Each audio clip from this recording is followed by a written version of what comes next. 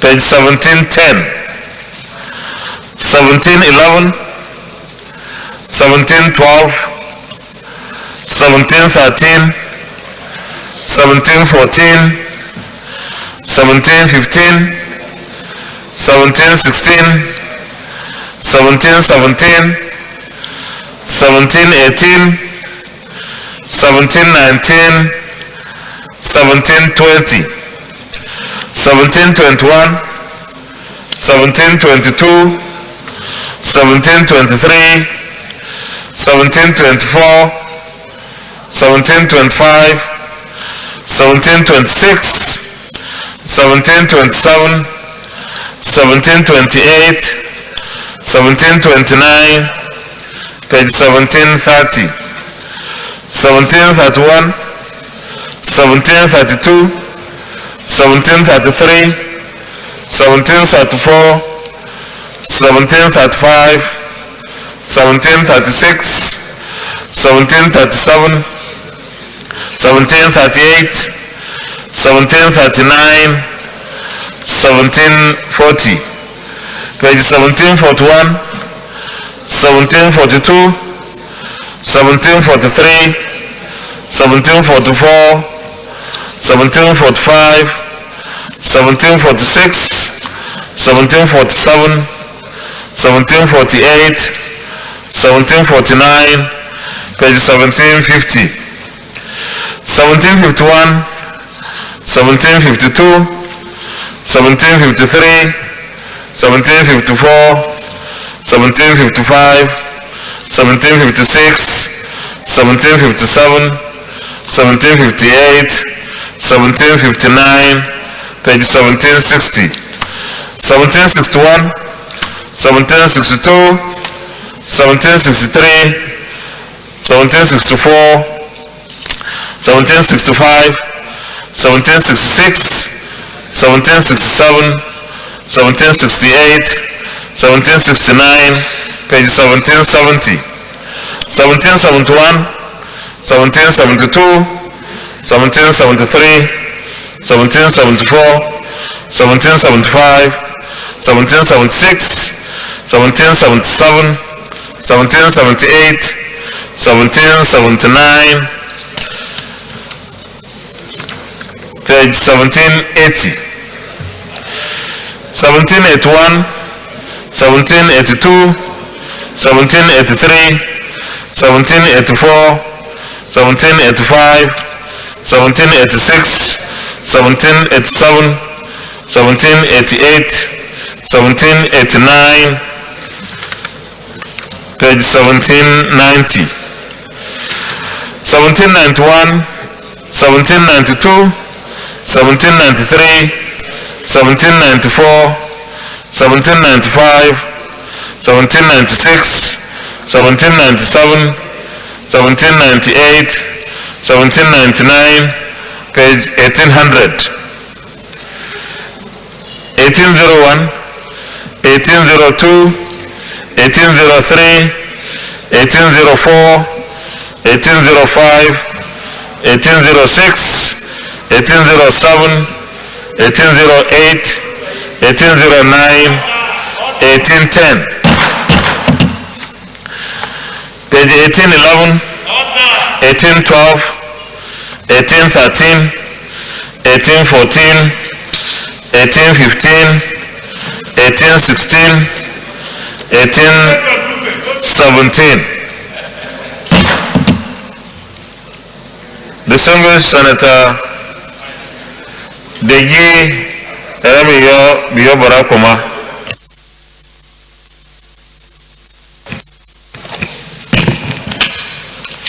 With profound respect, Mr. President and distinguished colleagues, my name is Senator Deji Eremiayo. I represent Bayelsa East Senatorial Districts. I rise to move that the votes and proceedings of the Senate as recorded on Wednesday, 1st of December 2021 be approved by the Senate. I so move. Thank you.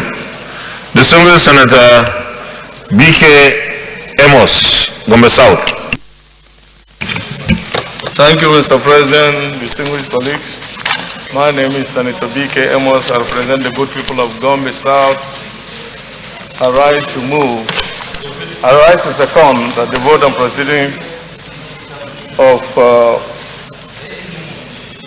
1st December 2021 be approved. I so second. Thank you. Distinguished colleagues, those in favor of the motion that the votes and proceedings of Wednesday, the first day of December 2021 be approved, say aye. Those against, say nay. The ayes have it. The votes and proceedings of Wednesday, 1st December 2021 is hereby approved.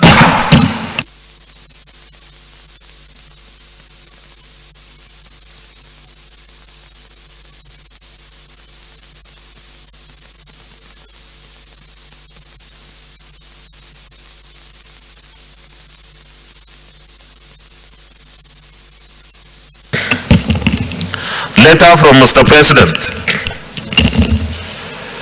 Dear distinguished Senate President, transmission of the Finance Bill 2021 to the National Assembly for consideration and passage into law in support of the 2022 budget.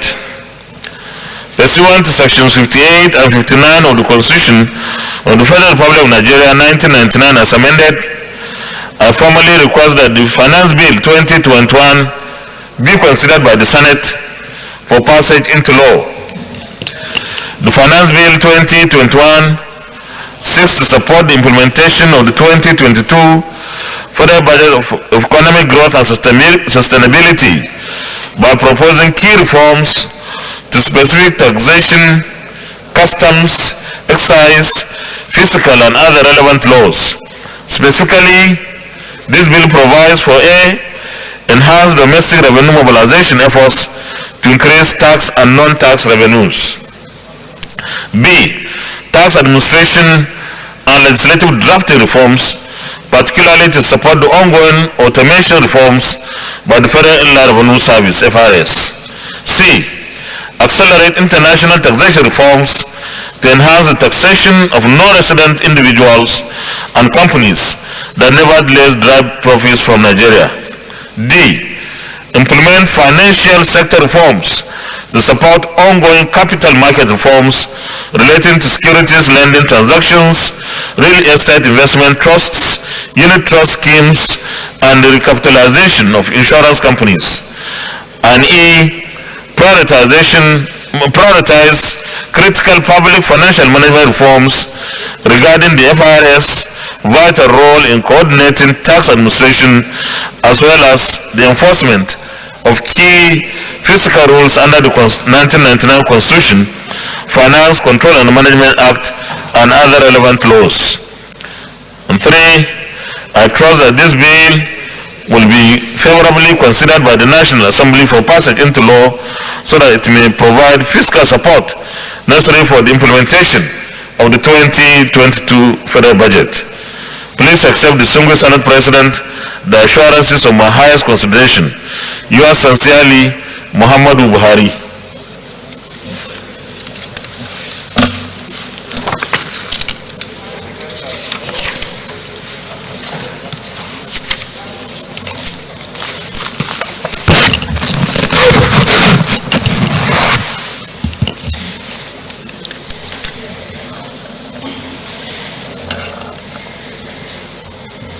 Petitions. Distinguished Senator Ayo Akielure. Thank you, Mr. President. Distinguished colleagues, as usual, Mr. President, presentation of petition not laid but referred to the Committee on Ethics from the Office of the President of the Senate. Senate Committee on Ethics, Privileges and Public Petitions, line with order 41.1 and 3, which is to present to the Senate some petitions yet to be laid from the Office of the President of the Senate. In order to officially place the petition in public domain through the floor of the Senate and for the votes and proceedings to capture the approval for referral. Mr. President, distinguished colleagues, please find below a summary of petition received from the Office of the President of the Senate for ease of reference. 1.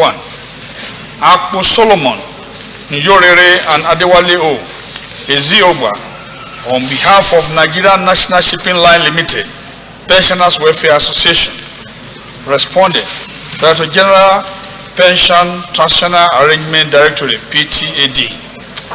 Subject matter of the petition against Pension Transitional Arrangement Directorate for non-payment of 90 retirees of Nigerian National Shipping Line NNSC, 33% pension increase and consequential adjustment of pension arising from the implementation of the new National Minimum Wage 2019 to retirees of the defunct NNSL and other pension-related matters. 2. Apostle Izushu Kwani against the Nigerian Police Force. Petition against uniform stroke on treated kidnapping and drug case in Oyibo Police Station, Port Harcourt, Rivers State. 3.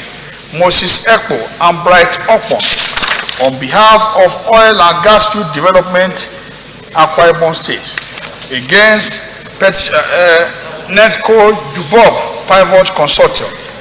Petition against Netco Jubob Pivot Consortium for marginalization of host communities in their area of oil operations. 4. Peter A. Adeosun on behalf of Tunde Akinade and Alhaji Nuruddin Olalekan of the Petroleum Tanker Drivers Mobile Unit Apapa Lagos against Alhaji Saheed Adigun of Gas Stop Haulage Limited. Petition against Alhaji Saheed Adigun of Gas Stop Haulage Limited, the immediate past chairman of Petroleum Tanker Drivers Branch of Nupeng Mobile Unit Apapa Lagos, and his unknown gunmen for corrupt practices, fraudulent conversion of Petroleum Tanker Drivers Fund from 2014 till date, and a threat to life.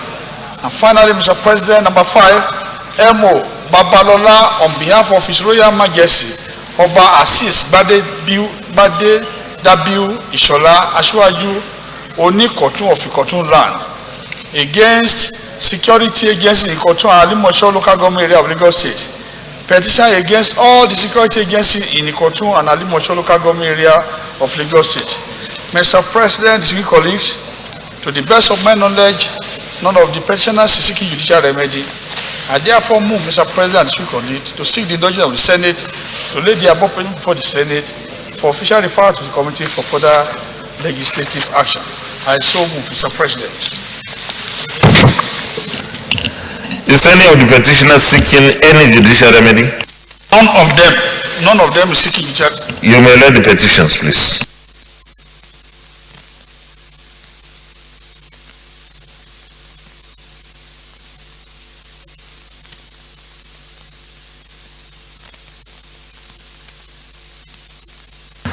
The petitions are referred to the Committee on Ethics, Privileges and Public Petitions to report back within 4 weeks.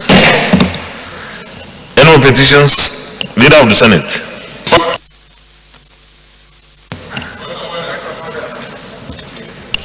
Point of order, distinguished Senator Olubimi Adetumbi. Thank you, Mr. President. I come under Order 43, personal explanation, and with your indulgence, may I read?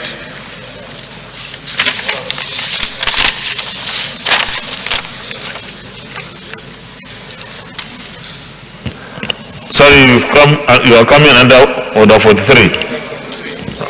You may proceed, please. Order 43 reads, Mr. President, that by the indulgence of the Senate and the leave of the President of the Senate, a senator may make a personal explanation, although there be no question before the Senate, but no controversial matter may be brought forward, nor may debate arise upon explanation. The terms of the proposed statement shall be submitted in detail to the President of the Senate when his leave to make it is sought. That's the order, Mr. President. Okay, you may proceed because you have already told me what you wanted to speak about. Mr. President, distinguished colleagues, much to my displeasure and with a sense of personal loss and grief, necessity is laid upon me to announce the demise of a former member of this distinguished chamber, a bright son of Ekiti, in person of Senator Gbenga Aluko, who served in this portal, who was elected from Ekiti South Senatorial District into this hallowed chamber, and he ran on the platform of the PDP at that time. Senator Aluko died on November 20, 2021. News had it that he collapsed in his office and was rushed to the hospital, and he was confirmed dead. This late senator brother of ours was born on July 20, 1963 at the University College Hospital Ibadan to the family of late Professor Sam Aluko, a prominent Nigerian economist from Ode-Ekiti. Senator Aluko attended the Federal Government College, Ilorin, where he completed his secondary school education, and later attended University of Ife and University of Benin, where he graduated in 1982 with a bachelor's degree in geography and regional planning. He attended the College of Energy and Petroleum Studies in Oxford, England, for a postgraduate course in international oil trading and pricing. He had a zeal for entrepreneurship and was a businessman in many respects. During his time in the Senate, he served on committees on selection, Senate services as vice chairman. He was in aviation, women affairs, finance and appropriation, social development and sports, and local and foreign debts. He was appointed Deputy Chief Whip of the Senate during his term, Vice Chairman of the Gas Committee, Chairman of Petroleum Committee, and he was Chairman of an ad hoc committee to investigate the controversial closure of Savannah Bank at that time. In October 2002, he served also as the Chairman of the Senate Committee on INEC. He had an illustrious career in this chamber. Now, after leaving the Senate, he was privileged to serve as consultant to DFID on parliamentary matters, and then was also appointed Executive Director of Government Affairs with Chevron Nigeria, and until his death, the same appointment in Mobil Oil. He left the PDP for the Labour Party, on which platform he contested but lost Ekiti State Governorship election in 2007. In 2009, he returned to the PDP, and by 2018, he also contested for Ekiti State ticket on the platform of All Progressive Congress in Ekiti State. Gbenga Aluko was married with 2 wives, Shileola and Adebola, and is blessed with children, amongst whom is a renowned footballers in England, Eniola and Sonia. And he also has other children, Bemisola, Lolade, Bubemi, Temisa, and Folari. His death is a great loss to Ekiti and to Nigeria as a whole.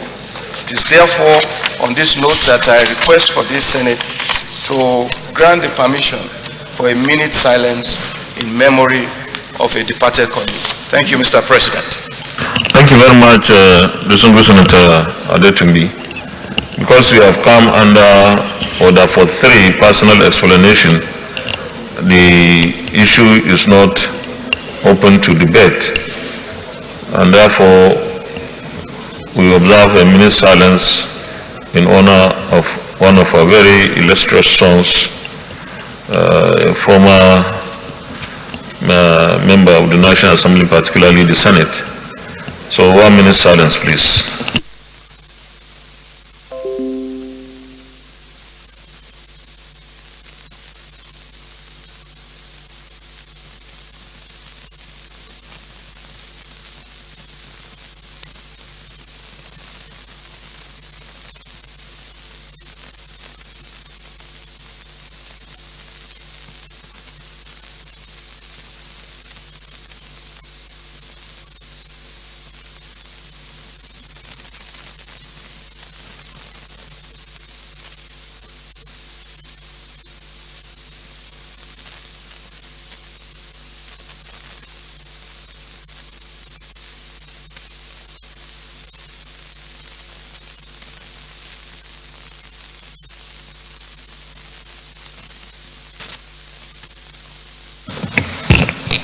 May the soul of late distinguished Senator Benga Aluko rest in perfect peace. Amen.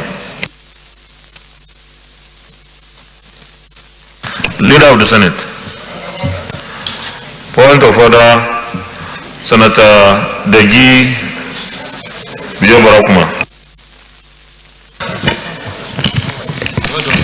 I'm coming.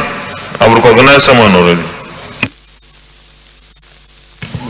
Mr. President, very distinguished colleagues, my name is Senator Degi Eremiayo, Senatorial District.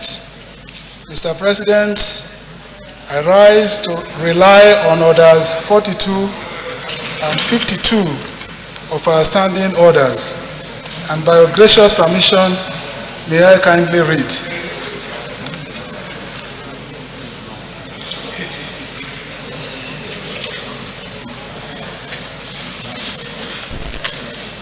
Being a matter of urgent public,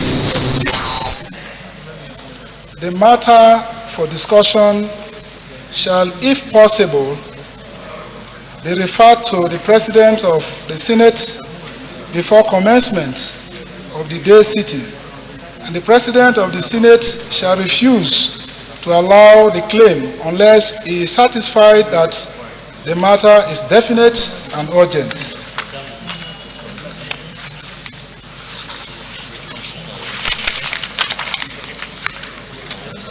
Order 52, notice shall not be dispensed with in the case of a motion or in respect of any other proceeding for which notice is required, except with the consent of the President of the Senate and the general assent of the senators present. Mr. President, this is the matter upon which I raise the point of order.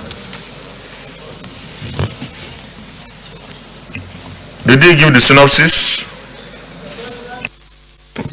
Mr. President, about a month ago now, there is oil spillage arising from crude oil and gas explosion in a particular oil well called Santa Barbara Well 1. And from that time till now, the oil has been gushing out and spewing, contaminating water and polluting the air.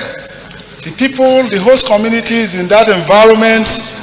It's just meant to be a synopsis, not the entire, just a summary so that our colleagues understand what you are asking for. So you can make it as brief as possible, please. No, it's not to read the motion, because you have to be given the permission to read the motion. But if you think the synopsis you have given is enough, then I can put the question. The operating company had been able, they have not been able to stop the spillage. Several attempts have been made, and that is why I want to appeal to the Senate to intervene and call upon. No. It's okay. You have to get the permission first before you call on the Senate. Distinguished colleagues, we have listened to our colleague, Senator Degi Biyobarakuma Remio. He has come under our standing orders 42 and 52, seeking to be given the permission to present a motion on crude oil explosion and flooding and contamination of water in Nembe. I think you said Nembe. Yeah, in Nembe, in Bayelsa State. And because he has come under those two orders, he needs the permission or the support of at least 1/5 of us here, senators, before he will continue. So those in favor of his request that will allow him to present the motion, say aye. Those against, say nay. The ayes have it. Distinguished, you may continue, please.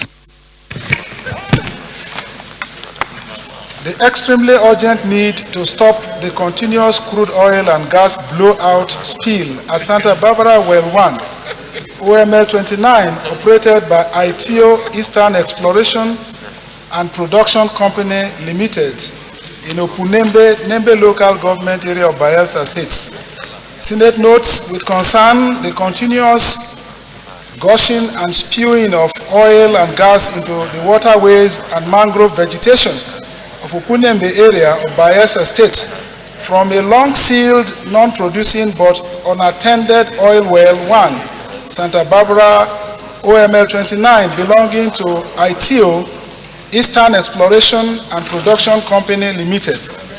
Worried that even though same oil well has witnessed several oil spills in previous years, the current incident borders on catastrophe due to a long period of accumulated oil and maximum pressure from piled up gas in the well. The magnitude of this incident is of an extremely high order, the first of its kind in this part of the world. Further worried that the entire mangrove forest and aquatic life have been adversely affected by this methane gas, as rainbow-like chains are seen on the water body around the point of incident down to the shoreline. Disturbed that dead fishes are also seen floating within the impacted area and fishing activities totally crippled, with the direction of the wind blowing onshore towards the community from the point of the incident. Aware that during the just concluded Global Climate Conference held in Glasgow, Scotland, world leaders gathered to encourage nations to implement international best practices in cutting off such emissions into the entire ecosystem.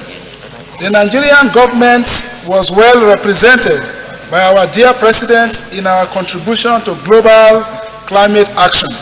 Note that while the policy on divestment by IOCs in exploration and production of oil and gas is a welcome development, as it creates space for indigenous companies to invest and grow in the industry. Such opportunities should be accorded to indigenous companies with proven requisite technical and financial competence.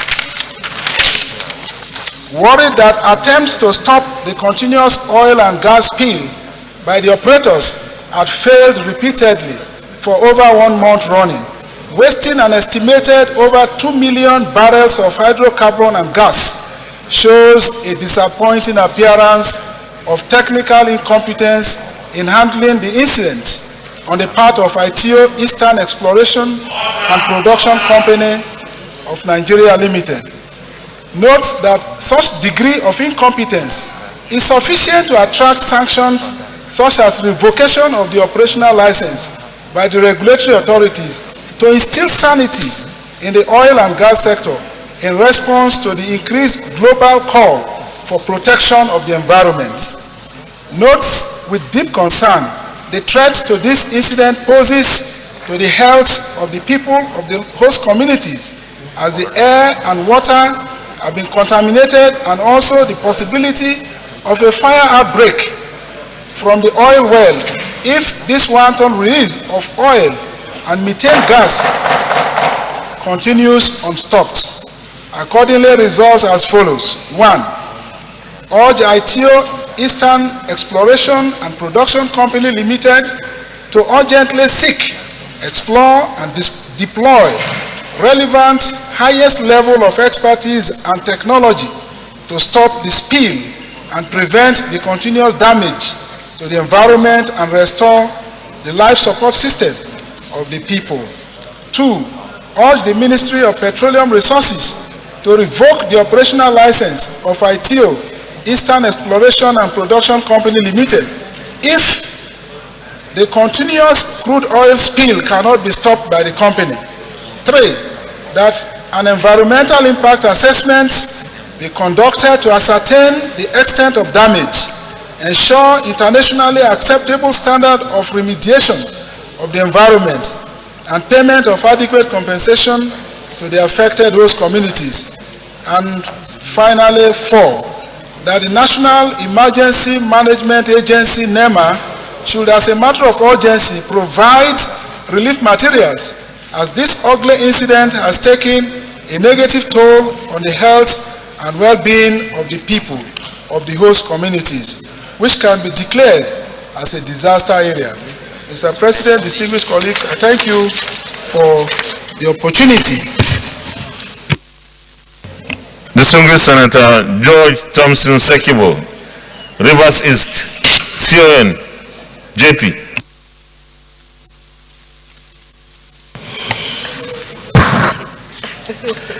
Thank you, Mr. Senate President, for sitting very balanced with this. I can see my background, my backyard seat.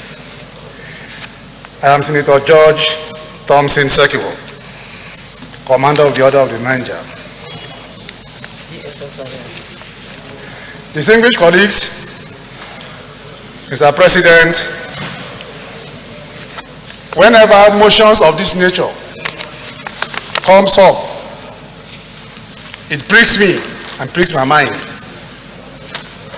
Because I think that this is something we have already known. Unfortunately, we are not giving attention to the issues. The oil exploitation and exploration, Mr. President, let me start from this point, has put Nigeria on the map as one of the highest producers of crude. Nigeria makes our foreign exchange in huge sum to our country. We support our spending.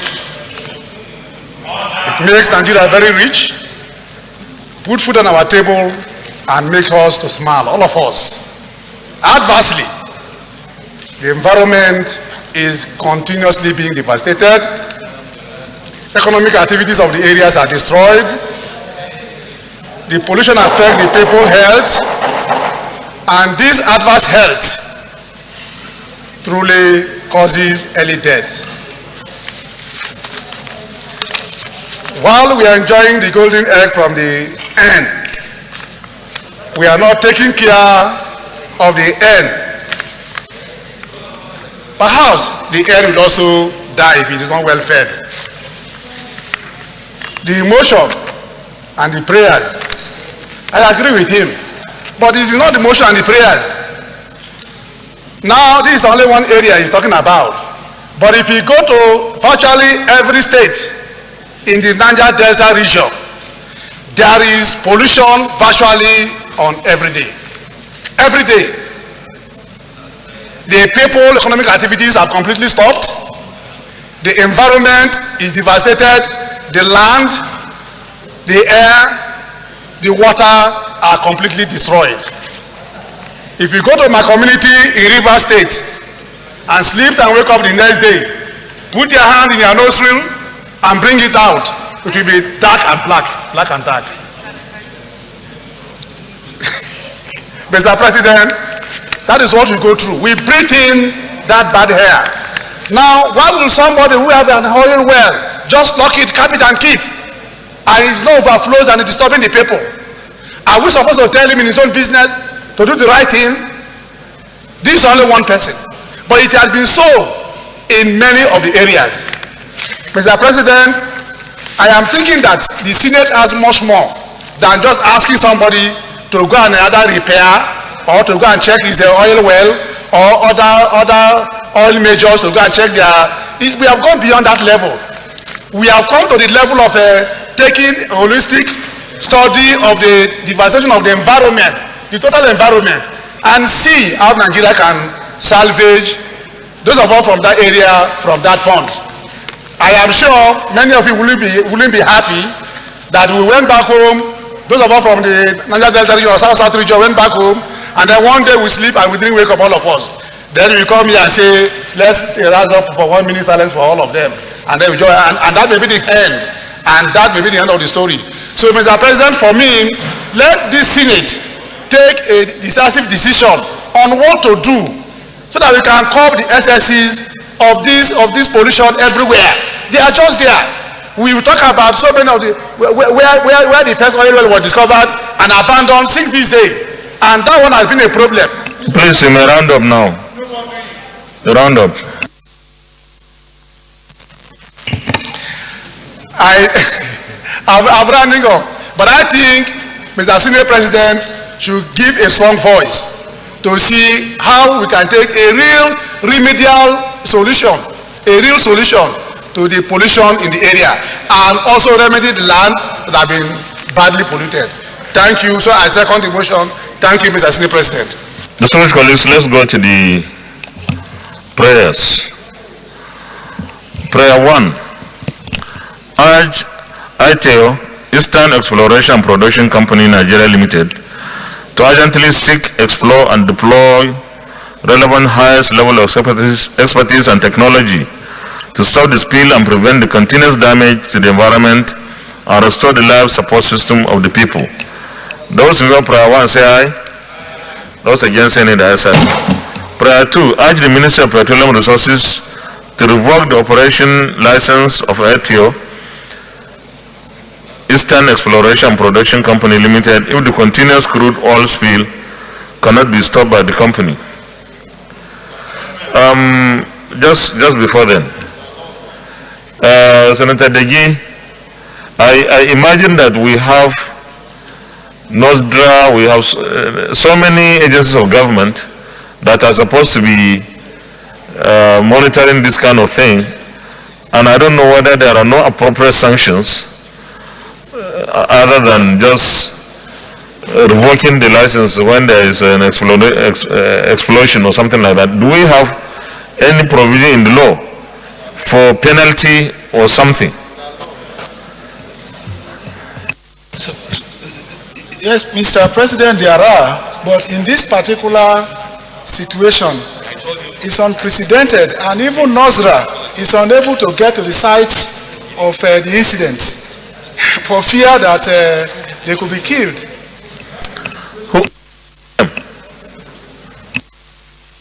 Who will kill them? Oh, for fear of explosion. That means this is a very grievous incident. You say amendment. Okay. Thank you, Mr. President. Mr. President, the relevant laws that governs issues of this nature, and then based on the updates we are equally getting from the executive has even vowed to strengthen most of these laws, but action is actually being taken. So withdrawing the license might not be the solution. So what is the amendment? You say amendment. I think that should be stepped down. No, I was just raising the issue whether that is the revocation of license is the only thing. In the executive to strengthen the relevant laws. Executive has no role in law making now. That's our own. Well, distinguished colleagues, I was asking about this because I don't know whether revocation of license will be the way to go. How many licenses are we going to revoke? But if there are appropriate penalties and punishments that should be meted at such companies, I think that's what we should insist. And if there are no at all, then we need to amend the laws establishing them. Sir, can we... Thank you, Mr. President. Senator Aliu Sabi Abdullahi, Niger North. I would like to amend it to read, the Senate condemns this oil spillage by ITEO and urge the executive to bring the maximum penalty, or the relevant agencies to bring the maximum penalty in our existing laws to bear on. What is the maximum penalty?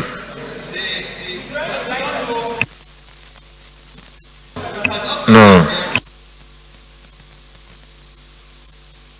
The relevant agencies know what the penalties are in the act. So that's what we should ask them to look into. Okay. I think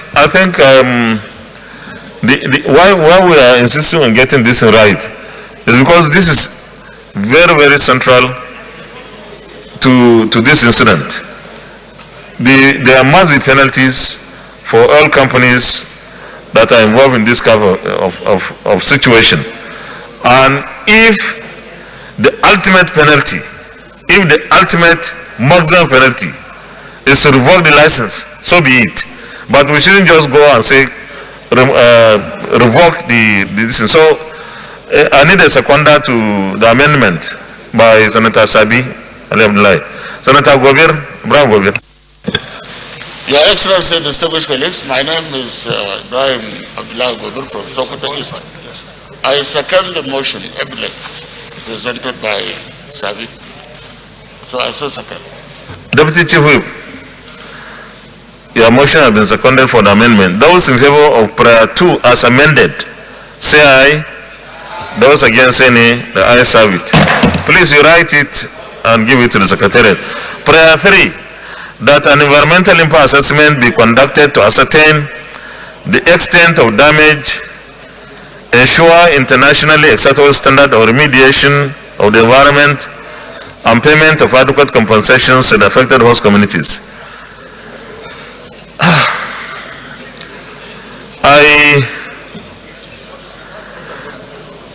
I have a slight problem here, because you need to have a baseline, and this is a technical thing. You need to have a baseline information regarding that environment before you can assess the extent of damage and quantify what should be paid. So who will do the environmental impact assessment? Who will do that? Because we said an environmental impact assessment be conducted. By who? Is it by ATO? Mr. President, usually is by a joint team of the operating company, Ministry of Environment, and the community also must be represented.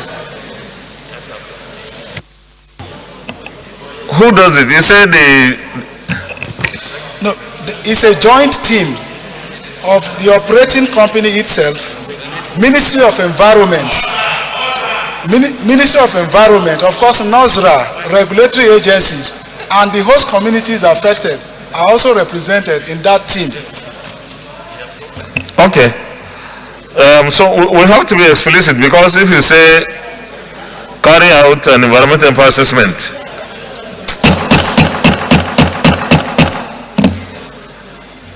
so can we be more specific? Because as it is here, it doesn't give anybody the responsibility to do that. So it is the standard, Mr. President. That is the standard. Environment.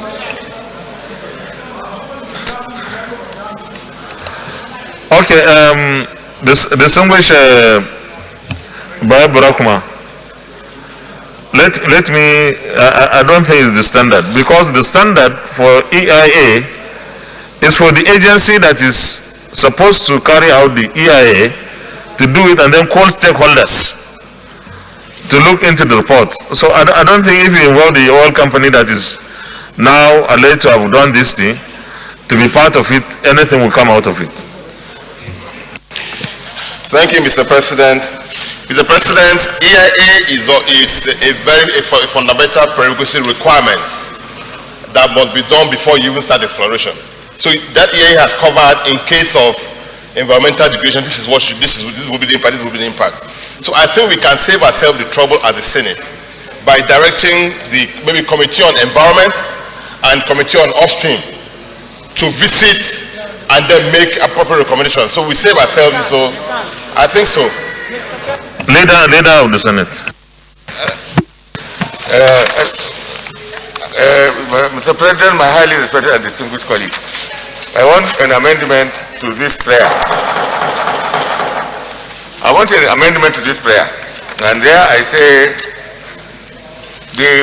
it's not environmental, I say pollution impact assessment should be undertaken by the relevant agencies to determine the extent of the pollution with a view to undertaking remediation in accordance with internationally accepted polluter pays principle. Leader, I think when you say pollution impact assessment, we are reducing it. When we say environmental captures everything and everyone. is wider. So we shouldn't reduce it to pollution.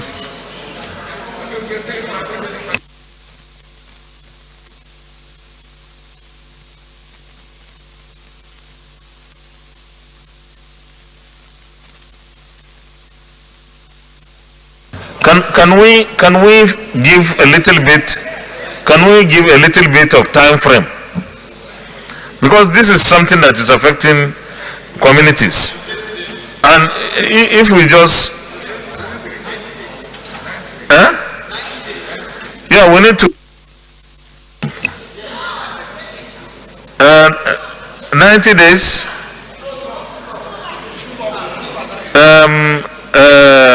Leader, I think I will go with within 60 days. Within 60 days, not in 90 days. Within 60 days. You think it's too long? Too short?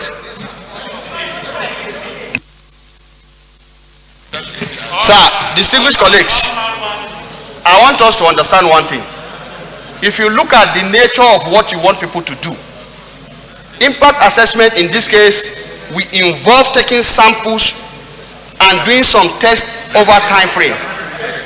So for that reason, if you want them to do a good job, honestly, let's say what we know. At the end of the day, we come back here and we'll be happy with it. Okay, I can see your point. Sorry, I'm participating more than necessary here. Let me suggest one thing. First, we need to save the communities. We need to stop the spillage. That one we have to give them time, short time. The environmental impact assessment thing, we can say 60 or 90 days or even more. But to stop the spillage, and I think that is the most important thing at the moment, because the communities are under that threat. So within how many, so we can have another prayer, or we cut this prayer into two? Huh? Okay. Well, maybe we are coming back to even amend prayer 1, because there is no time to it, so they can do it next year if they like. Next year is short anyway, but we have to give them very strict time. So as who amended? Leader? Okay, we need a seconder for prayer 3. Seconder, very distinguished Senator Betty Jocelyn Apiafi.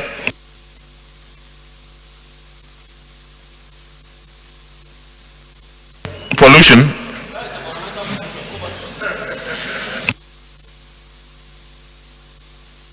No, you have to go to your seat. No, you are not at the moment. You didn't raise your hand as a leader.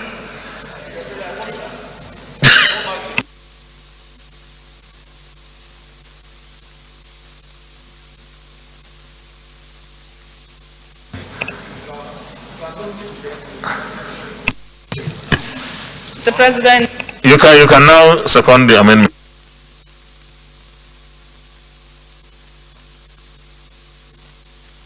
I'm from Rivers State. I rise to second the amendment as moved by the Senate leader. I so second. Thank you very much. Distinguished colleagues, those in favor of prayer 3 as amended, say aye. Those against, say nay. The ayes have it.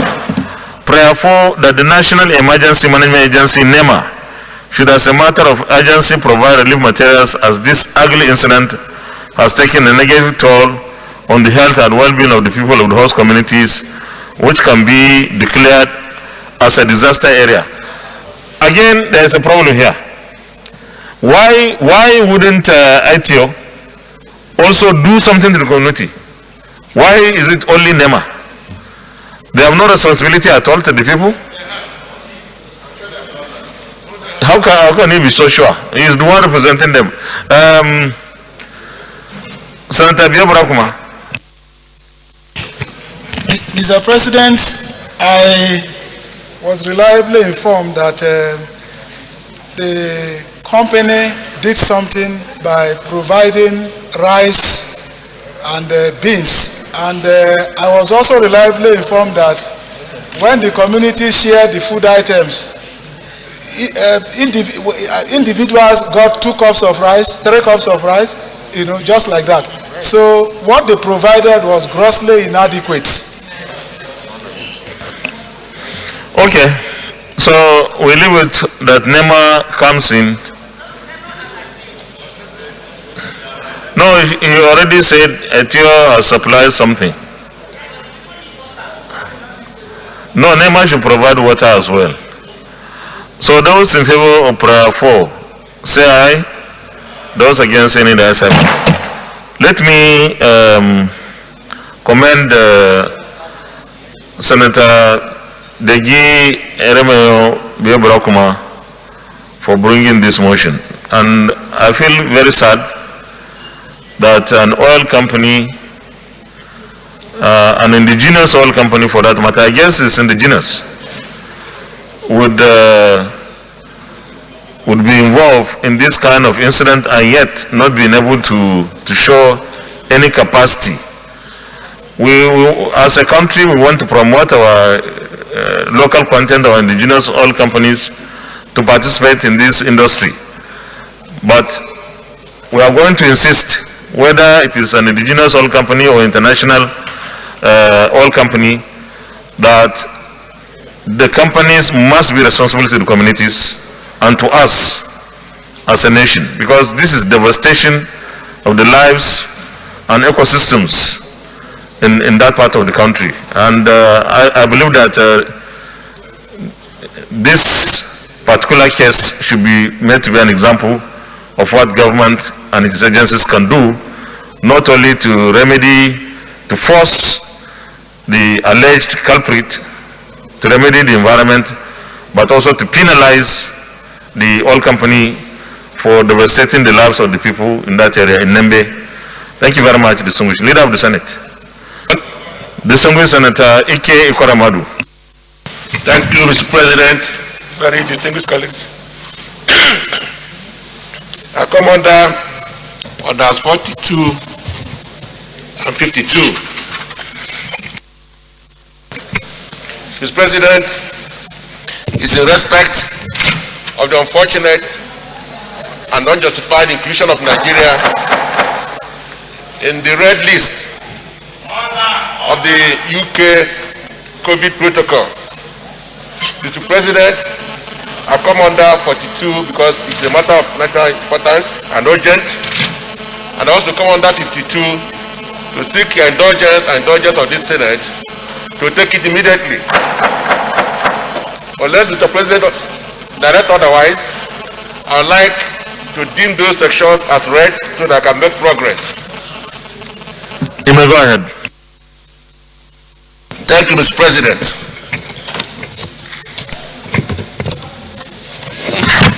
Very distinguished colleagues, the motion is for the need for the government of the United Kingdom to remove Nigeria from COVID-19 red list. We note with satisfaction the efforts of the government of Nigeria in the containment and treatment of COVID-19 cases. Listeners should further note that Nigeria is among the countries with the lowest cases of COVID-19. But we are worried that by the decision of the British government to include Nigeria in the COVID-19 list, with its concomitant implications, which will affect many citizens of Nigeria who have planned to spend their Christmas and New Year holidays with their families. We also worried that Nigerians with genuine need to visit the UK within this period will be denied visa, and those with visa will not be allowed to enter the UK. We note that Nigerians have consistently complied with all the COVID-19 protocols required by the World Health Organization and UK government to travelers prior to this ban. We are worried that targeting African countries in the COVID-19 travel ban amounts to profiling and discrimination, as well as an attack on our cordial diplomatic relations with the UK. We are aware of the global concern over vaccines hoarding and inequity and the resulting consequences on low-income nations in the fight against COVID-19. This Senate is hereby called upon to resolve as follows. 1. Condemn in strong terms the UK government inclusion of Nigeria in the COVID-19 red list without justification. We call on the federal government to then constructively engage the British authorities with a view to reverse this inclusion. We call on the British authorities to consider removing Nigeria from the COVID-19 red list and to be sensitive to the diplomatic relationship between the two countries in taking decisions that affect Nigerian citizens. 4. We call on the Nigerian government to remain firm in the enforcement of all necessary protocols in the containment of every COVID-19 variant in Nigeria. And finally, we call on the major vaccine powers, namely Britain, Canada, America, and the European Union, among others, to take urgent and bold steps to ensure vaccine equity in the best interest of the entire human race. I so move. Distinguished Senator Albert Basiakpan. Thank you, the ever-performing Senate President, distinguished Senator Albert Bassi, Akwa Ibom Northeast. Mr. President, I rise to second this all-important motion led by our leader and the former DSP. And I believe, Mr. President, that this is one decision of the UK government that has been widely condemned. Widely condemned. Nigeria is the largest black country on the face of the earth. And we believe very strongly that our own government have done everything humanly possible to contain this pandemic. We believe that because I have seen several petitions, online petitions signed by over hundreds of thousands of UK citizens, condemning this act. But I believe, Mr. President, that there are standard diplomatic procedures that could have been carried out before such a decision is taken. And I believe that speaking at the People's Parliament, taking advantage of the opportunities that exist in this country, Mr. President, that we must stand up and speak for our people, such that such incidents will never reoccur itself. We believe, like the prayers has actually stated, that we must use every available diplomatic means to resolve this impasse for the good and for the benefit of our people. I so second. Distinguished colleagues, will go to the prayers. Prayer 1, condemn in strong terms the UK's government's inclusion of Nigeria in their COVID-19 red list without justification. Those who go prayer 1 say aye. Those against say nay, say aye. Prayer 2, call on the federal government to constructively engage the British authorities with a view to reverse this inclusion. Those in favor of prayer 2 say aye. Those against say nay, say aye. Prayer 3, call on the British authorities to consider removing Nigeria from the COVID-19 red list and to be sensitive to the diplomatic relationship between the two countries in taking decisions that affect Nigerian citizens. Those in favor of that prayer say aye. Those against say nay, the ayes have it. Prayer 4, call on the Nigerian government to remain firm in the enforcement of all necessary protocols in the containment of every COVID-19 variant in Nigeria. Those in favor of this prayer say aye. Those against say nay, the ayes have it. And prayer 5, call on the major vaccine powers, namely Britain, Canada, America, and the European Union, among others, to take urgent and bold steps to ensure vaccine equity in the best interest of the entire human race. Those in favor of this prayer say aye. Those against say nay, the ayes have it. Well, I'm sure with this motion, Nigerians have spoken to the British authorities that the inclusion of Nigeria is seriously jeopardizing the relationship between this great country and Britain, because let there be justification for it. We are not saying that they cannot put any country on the red list, including Nigeria, but there must be reasons for doing that. And therefore, without the reasons that are visible to us. And of course, Nigeria has done so well to the admiration of many, many countries in the area of containment of COVID-19. And therefore, we don't see any reason why Nigeria will be on that so-called red list. I believe that Nigerians deserve a better treatment from the British government. And I'm using this opportunity to urge the British Parliament to mount pressure on their government to remove Nigeria from this so-called red list. Thank you very much, distinguished Senator Ike Ekwaramadu. Leader of the Senate. Mr. President, my highly respected and distinguished colleagues, the first business of the day is the presentation of a House bill standing in my name on the Federal Medical Center Igbora, Oyo State Establishment Bill 2021. Mr. President, you may wish to invite the Clerk of the Senate to read the short title of the bill. Clerk of the Senate. Mr. President, distinguished senators, Federal Medical Center Igbora, Oyo State Establishment Bill 2021, HB 347, first reading. Federal Medical Center Igbora, Oyo State Establishment Bill 2021, HB 347, first reading taken. Leader of the Senate.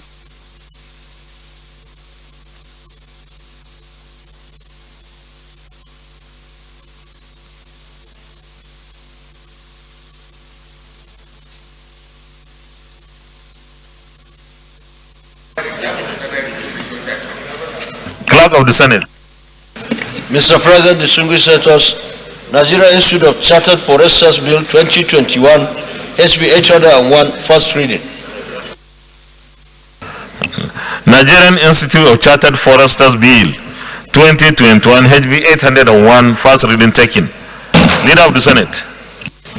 Mr. President, my highly respected and distinguished colleagues, the third business of the day is the presentation of our bill standing in the name of distinguished Senator Muhammad Sani Musa on Community Dispute Resolution Bill 2021. Mr. President, you may wish to invite the Clerk of the Senate to read the short title of the bill. Clerk of the Senate. Mr. President, distinguished senators, Community Dispute Resolution Bill 2021, SB 848, first reading. Community Disputes Resolution Bill 2021, SB 848, first reading taken. Leader of the Senate. Mr. President, my highly respected and distinguished colleagues, the fourth business of the day is the presentation of a bill standing in the name of distinguished Senator Ibrahim Gobir, the Sadaunan Gobir, on the Federal University of Technology, Sabon Birni, Sokoto State Establishment Bill 2021. Mr. President, you may wish to invite the Clerk of the Senate to read the short title of it. Clerk of the Senate. Mr. President, distinguished senators, Federal University of Technology, Sabon Birni, Sokoto State Establishment Bill 2021, SB 868, first reading. Federal University of Technology, Sabon Birni, Sokoto State Establishment Bill 2021, SB 868, first reading taken. Leader of the Senate. Mr. President, my highly respected and distinguished colleagues, the fifth business of the day is the presentation of a bill standing in the name of distinguished Senator Smart Adeyemi on the Federal University Lokoja Teaching Hospital Bill 2021. Mr. President, you may wish to invite the Clerk of the Senate to read the short title of the bill. Clerk of the Senate. Mr. President, distinguished senators, Federal University Lokoja Teaching Hospital Bill 2021, SB 871, first reading. Federal University Lokoja Teaching Hospital Bill 2021, SB 871, first reading taken. Leader of the Senate. Mr. President, my highly respected and distinguished colleagues, the first order of the day is the second reading of the National Coast Guard Establishment Bill 2021. Distinguished senators will recall that the bill was read the first time in this distinguished chamber on Tuesday, 9th November 2021. Mr. President, we wish to invite distinguished Senator Akon Etim Eyakenyi to move the motion for the bill to be read the second time. Distinguished Senator Akon Eyakenyi.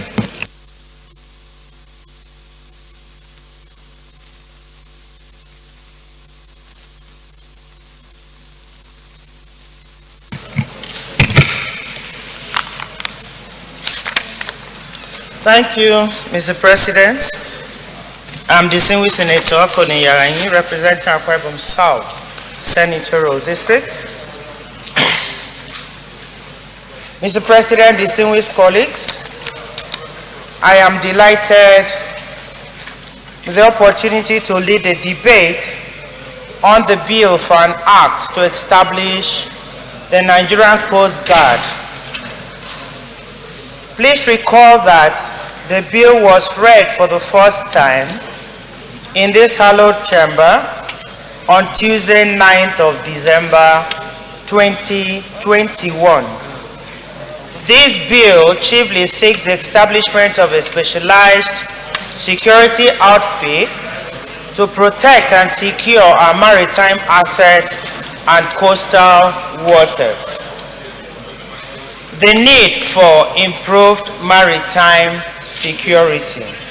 Nigeria is situated at the Gulf of Guinea with the busiest maritime zone in the coast of West Africa. The coast is the economic hub of Africa, and Nigeria is the apex of destination for business. International trade has impacted on all sectors of the Nigerian economy and is necessary for the growth and prosperity of Nigeria. The maritime industry, which has been the focal point for transportation of goods, is a major contributor to Nigeria's gross domestic product and development. Nigeria's economy has been negatively impacted by threats to maritime security, which are chiefly piracy, armed banditry, and smuggling. Increased insecurity on the Gulf of Guinea has hampered the free flow of goods and distorted trade, which in turn has adversely affected our economy. The Gulf of Guinea has been categorized as the most dangerous waters in the world, with the highest reported incidence of piracy and armed banditry. Nigeria's coastal waters is a hotbed for pirates and armed bandit activities, with extortion, stealing goods, snatching of traders' boats, rape, and kidnapping in the creeks being the order of the day. It has for long been known that due to activities of smugglers, Nigeria loses huge revenue, estimated at $2 billion annually, and the menace has also contributed to high cost of doing business in Nigeria. The maritime sector, we all know, is the lifeblood of the Nigerian economy. As such, a very important sector to us as a nation. This underscores the importance of protecting our maritime assets. The overview of the bill.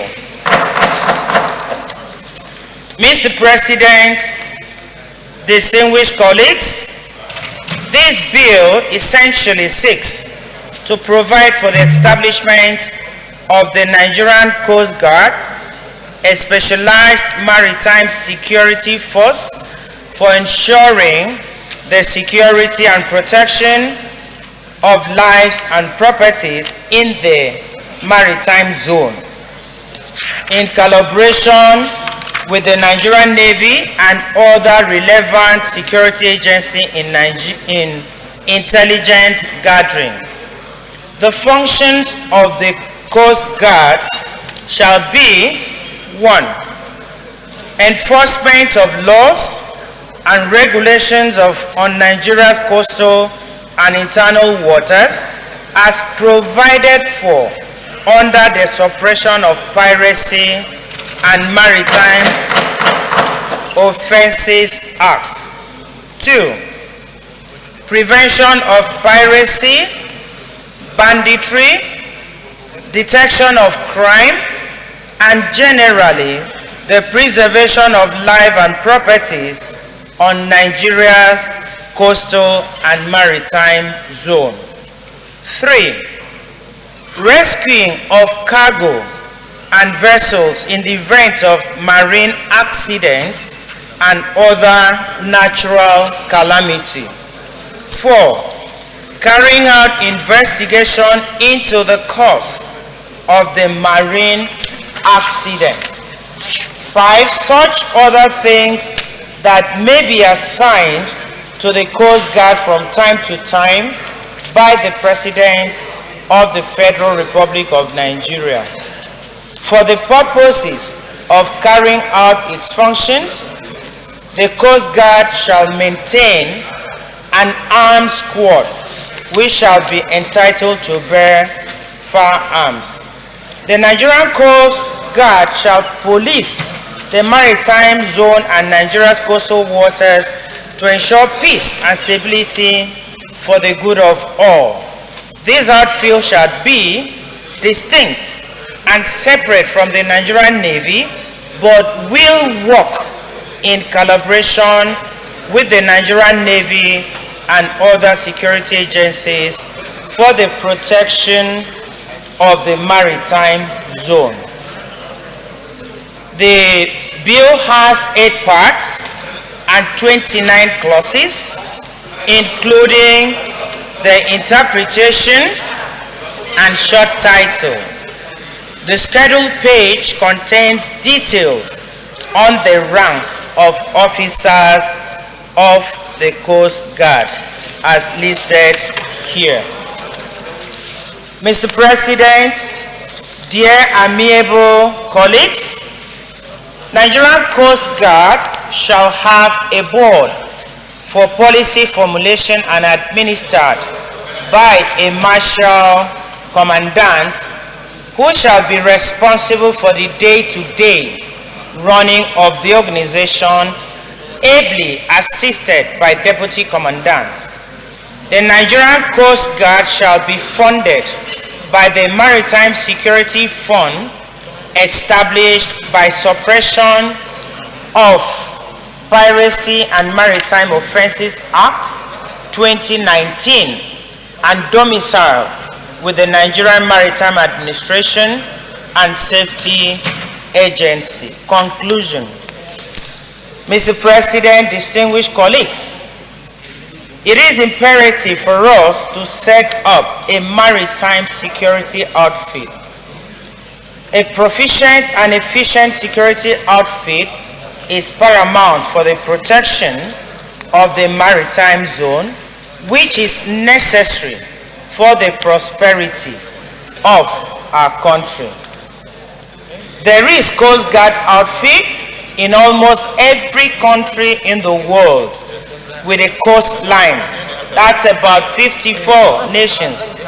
It's time for Nigeria to join this club. The Nigerian Coast Guard will give employment to not less than 5,000 Nigerians and will stop economic loss. I therefore urge my distinguished colleagues to please support the expeditious passage of the bill for second reading. I so move. Thank you. Senator Smarter Demi. Mr. President, I rise to support this bill for now to establish the Nigerian Coast Guard. More than ever before in the history of our nation, Mr. President, we deserve to have a Coast Guard that will police and help to maintain the inflow of people. Senator Smarter Demi. No, that's not your seat. No, that's not your seat.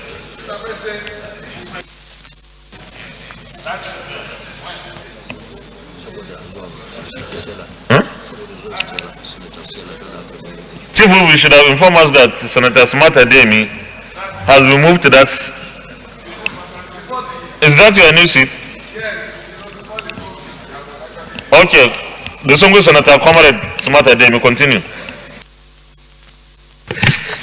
Mr. President, thank you very sincerely on behalf of the masses that we represent. Mr. President, more than ever before, we need a Coast Guard. Looking at the challenges, the global challenges, and Nigeria inclusive of quite a number of acts threatening the peace and stability of nations across the globe. More importantly, Mr. President, the need to have a Coast Guard is not only in the maintenance of peace and security, but indeed guiding the economic survival of our nation, looking at the activities of economic saboteurs. And I think, Mr. President, again, like our sister said in her lead debate, we must be looking at avenues that will help to create jobs for a large army of the youth who are looking for how they can be gainfully employed. I think this bill deserves the support of all of us so that we can police the coastal areas and, more importantly, to create jobs and protect and improve the economy of our nation. I rise therefore, Mr. President, to support this bill and to commend my sister for bringing this bill to the floor of the Senate. I so submit, Mr. President. Senator Matthew Rogida. Thank you, Mr. President. I'm Senator Matthew Rogida. I represent the South Central District.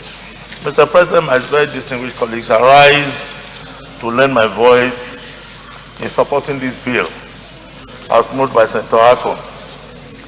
Mr. President, the reason for this support is not far-fetched. Now, Nigeria coastline, or the maritime zone, spans over 450 kilometers from the east to the west. And we know that the Gulf of Guinea has become increasingly very unsafe for those who carry out maritime activities, particularly those that are doing shipping business. We know that because of the absence of a proper force to ensure security in this zone, private companies have taken over the provision of security in this zone. For instance, the Ocean Marine Security Services, which eventually, you remember when Senator Sekibo came up with a motion some time ago, with respect to what had accrued to a private company, the Ocean Marine Security, that federal government did not get anything from their operations or from their earning as tax. This was what gave rise to the deep blue security outfit that was put up by the Federal Ministry of Transport. But, Mr. President, this one really has not abated at all. Today we have the Maritime Academy in Oro, and they are called the one we have that is in Akwa Ibom, and then we have the other one too, Korikoko in Delta. We have already provided the institutions that can train the manpower, and we know it too that the problem we have been having around the Nigerian creeks, particularly with respect to oil and gas activities, exploration activities, they have been hampered. Therefore, that we need a Coast Guard, just like we have in other developed environments like the United States of America, where we have large body of water and we have a lot of maritime activities going on. NIMASA alone cannot provide the security that we need. So we need the Nigerian Coast Guard to commit these efforts. Apart from the issue of employment they're going to really create, is a force that we need in our waters. So, Mr. President, I support it very strongly. Thank you very much. Distinguished colleagues, those in favor that this bill be now read a second time say aye. Those against say nay, the ayes have it. Clerk of the Senate. Mr. President, distinguished senators, A bill for an act to provide for the establishment of the Nigerian Coast Guard for ensuring the security and protection of lives and properties in the maritime zone, in collaboration with the Nigerian Navy and other relevant security agencies in intelligence gathering and for related matters 2021, SB 844, second reading. A bill for an act for the establishment of Nigerian Coast Guard for ensuring the security and protection of lives and property in the maritime zone in collaboration with Nigerian Navy and other relevant security agencies in intelligence gathering and for related matters 2021, second reading taken, and the bill is referred to the committees on Navy and Marine Transport to report back within 4 weeks. Leader of the Senate. Mr. President, my highly respected and distinguished colleagues, the second order of the day is the second reading of the Customs and Excise Management Act, Cap C-45, Laws of the Federation of Nigeria, 2004, Repeal and Re-Enactment Bill 2021. Distinguished senators will recall that the bill was read in this great chamber for the first time on Friday, 20th of December 2019. Mr. President, you may wish to invite Distinguished Senator Francis Ali Makena to move the motion for the bill to be read the second time. Distinguished Senator Francis Ali Makena, Yase. Thank you.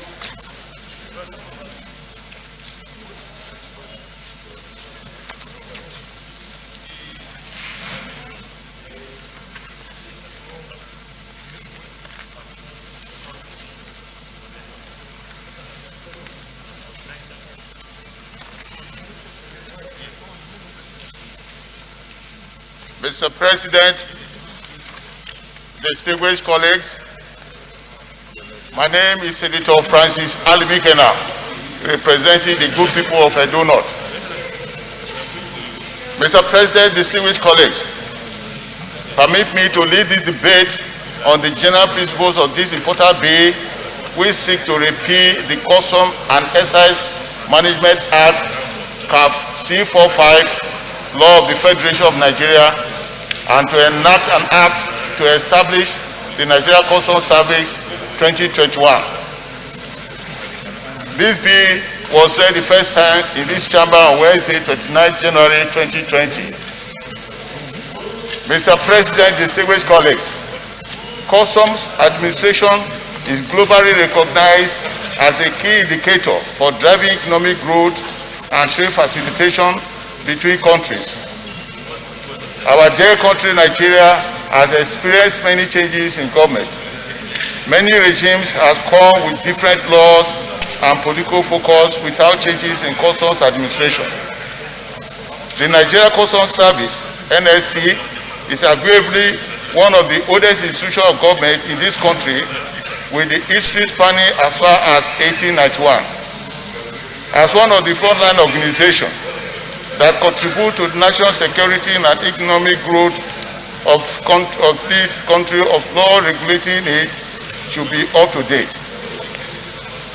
Mr. President, distinguished colleagues, curiously, the enabling law of the Nigeria Customs Service, which is Custom and Excise Management Act, SEMA, has not substantially benefited from the transformation experience in the history of Nigeria law reform. Over 100 years of the Nigeria Customs Service, various reforms the organization committee has come and gone without critically look at the very archaic laws that govern the customs. In this digital age, trade facilitation is the hallmark of any professional custom administration. Operating under the 1958 colonial laws is not the best interest of this great nation, a nation that is grappling with serious economic downturn. The proposed bill seeks to bring the Custom and Excise Management Act, SEMA, in line with the modern day reality. An analysis of the Custom and Excise Management Act conducted in 2009 found the law to be severely lacking with respect to the World Customs Negotiation Reverse Quota Convention, RKC. The Custom Excise Management Act, SEMA, as it is today, does not contain provisions to support the use of electronic documents, signatures, and electronic payment, as well as application of risk management and host of other information technology that are applicable to modern custom administration. Another important shortfall of the Custom and Excise Management Act, SEMA, is that it does not legally provide for the establishment of Nigeria Customs Service. Mr. President, distinguished colleagues, it is important to know that even within the current Nigeria Customs Service legal framework, the executive understood the need for reforms and has proceeded with changes in custom processes and clearing procedures in a bid to keep it up with modern reality. This led credence for a modern custom legislation to cater for current realities. The ideal situation for a transparent custom system will require that all the enabling laws guiding the operations of the Nigeria Customs Service will be consolidated into a single reference document instead of the Nigeria Customs Service legal authorities scattered in multiple enactments. The law to be repealed are as follows. The Custom and Excise Management Act Cap C45 Law of Federation of Nigeria 2004 as amended. Custom and Excise Management Disposal of Goods Act Cap C46 Law of the Federation of Nigeria 2004 as amended. Custom and Excise Special Panel and Other Provision Act Cap C47 Law of the Federation of Nigeria 2004 as amended. Custom and Excise Management Act number 20 of the 2004 as amended. Nigeria Custom and Excise Board Act Cap 100 Law of the Federation of Nigeria 2004 as amended. Pre-shipment inspection of Export Act Cap P25 Law of the Federation of Nigeria 2004 as amended. Pre-shipment inspection of Import Act Cap P26 Law of the Federation of Nigeria 2004 as amended. Mr. President, distinguished colleagues, the proposed B Customs Service B 2001 has a total of 283 sessions organized into 33 parts and one schedule. The bill is aimed at modernizing the customs service, making it competitive in the global quest for trade facilitation. The bill will make the Nigerian Customs Service a legal organization under the supervision of Ministry of Finance and a board that will operate in an efficient manner to serve the Nigerian public. Collection of revenue and trade facilitation will be substantially improved with full implementation of modern custom procedures, which include payment made electronically rather than by cash to reduce the possibility of corruption and increase efficiency in the system. My appeal, distinguished colleagues, is to support the enactment of this bill so as to empower the Nigerian Customs Service to be at par with international standards and to enhance the protection of society against smuggling, illegal weapons, narcotics, counterfeit goods, and other trade-related crimes and money laundering. In compliance to Order 773 of our study rule, this bill has no financial implication as the Nigerian Customs Service is already in existence. I so move, Mr. President. Distinguished Senator Tolu Odebi, Ogun West. Mr. President, distinguished colleagues, I rise, let me first of all commend my distinguished Senator Ali Mekina for bringing this bill up. Mr. President, I be a member of the Senate Committee and worked extensively looking at the previous SEMA Act that guided the Nigerian Customs. And to our amazement, we found quite a lot of loopholes, and then we found that a lot of it was still very outdated and not in tandem with the realities of today. So this bill that we're repealing and the ones that is being brought up is basically an improvement and to upgrade the Nigerian customs service to the realities of today, including using technology, electronic means of payment, and all other forms that will be incorporated into this bill. As you rightly know, the customs is right now undergoing the e-customs transition, and it's very important that while this is being done, there's also a bill that also supports or that incorporates that transformation into their act. So I think this is a very good bill. I think it's definitely going to make the Nigerian Customs Service a bit more efficient, and I encourage all my colleagues to please support this bill. Thank you very much.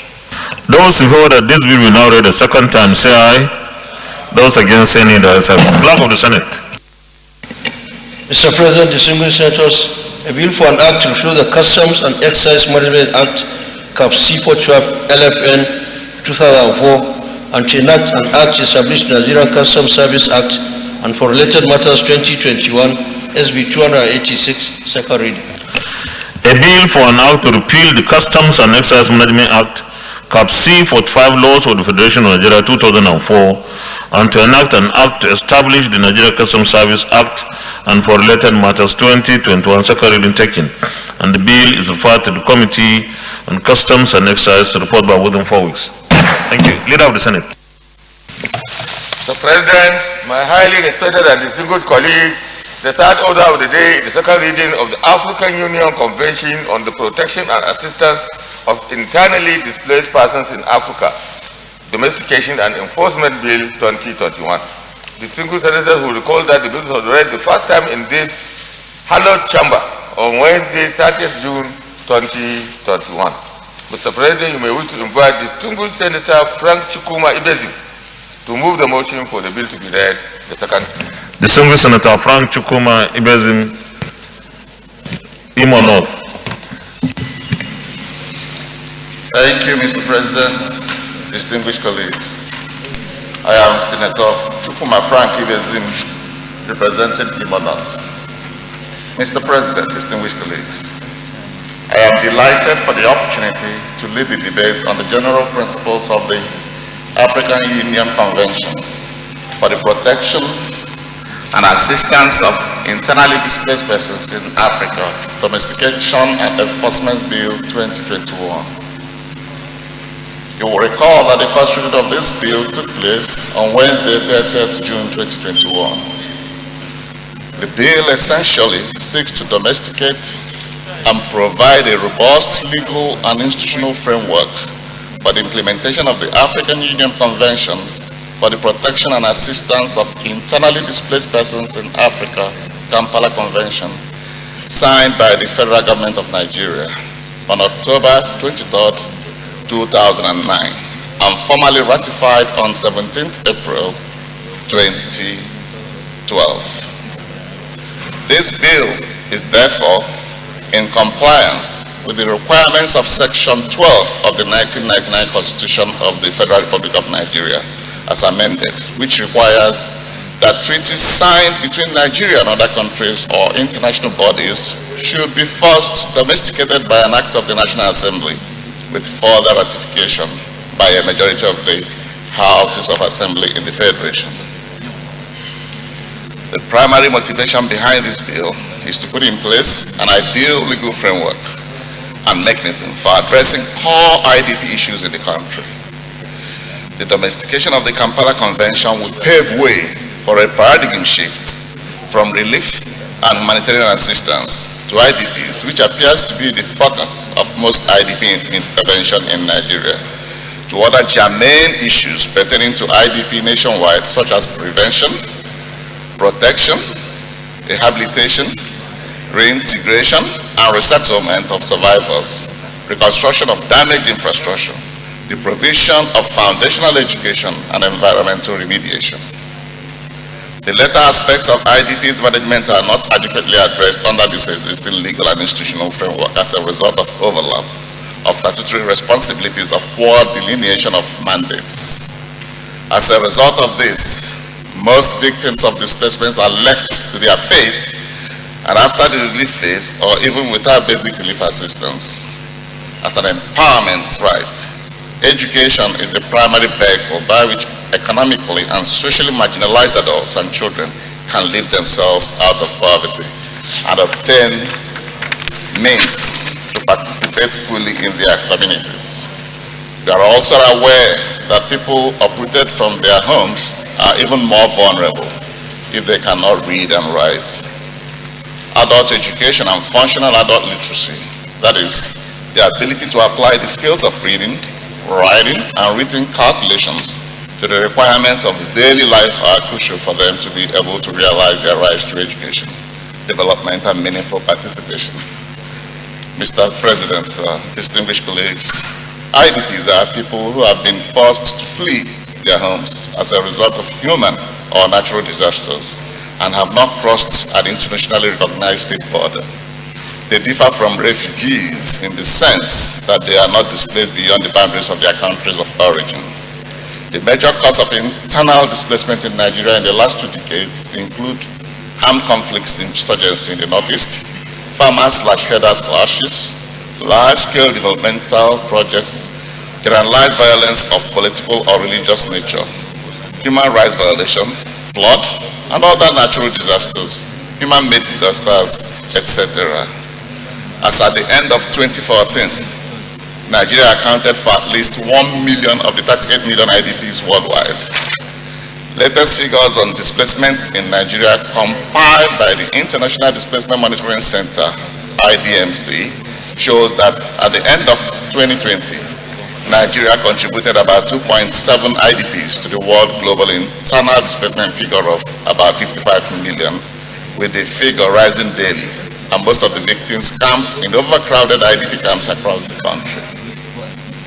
It is important to state here, while NEMA, established under the National Emergency Management Agency Act, ETC, and the National Commission for Refugees, NCR, established under the National Commission on Refugees Act, ETC Act, and a host of other MBAs have been carrying out collaborative relief assistance to IDPs.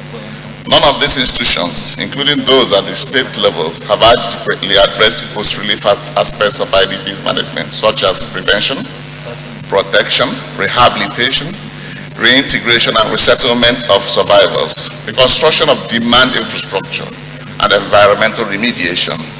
In reality, therefore, NEMA, NCR, and other state emergency relief management agencies have become first responders to natural or man-made disaster sites in Nigeria, except for the IDPs from the states in the northeast geopolitical zone of Nigeria that are benefiting from post-relief aspects of IDPs, courtesy of the Northeast Development Commission. Millions of IDPs outside the northeast part of the country who have been displaced by endless herdsmen and farmers clashes.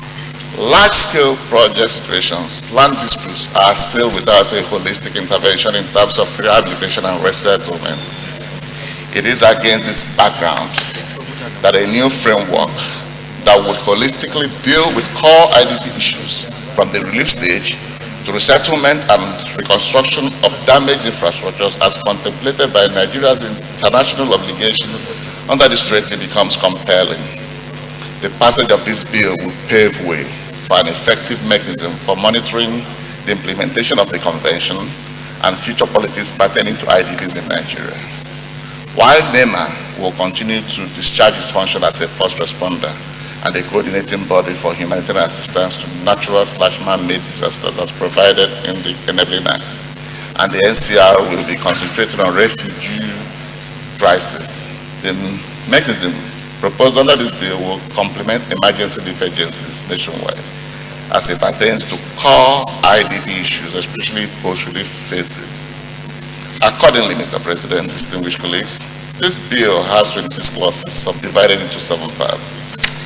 Mr. President, distinguished colleagues, There is no one here that is not facing IDP crisis in his constituency as a result of the peculiar challenges we are facing in the country. In view of the foregoing explanations, I urge you all to support the speedy passage of this bill.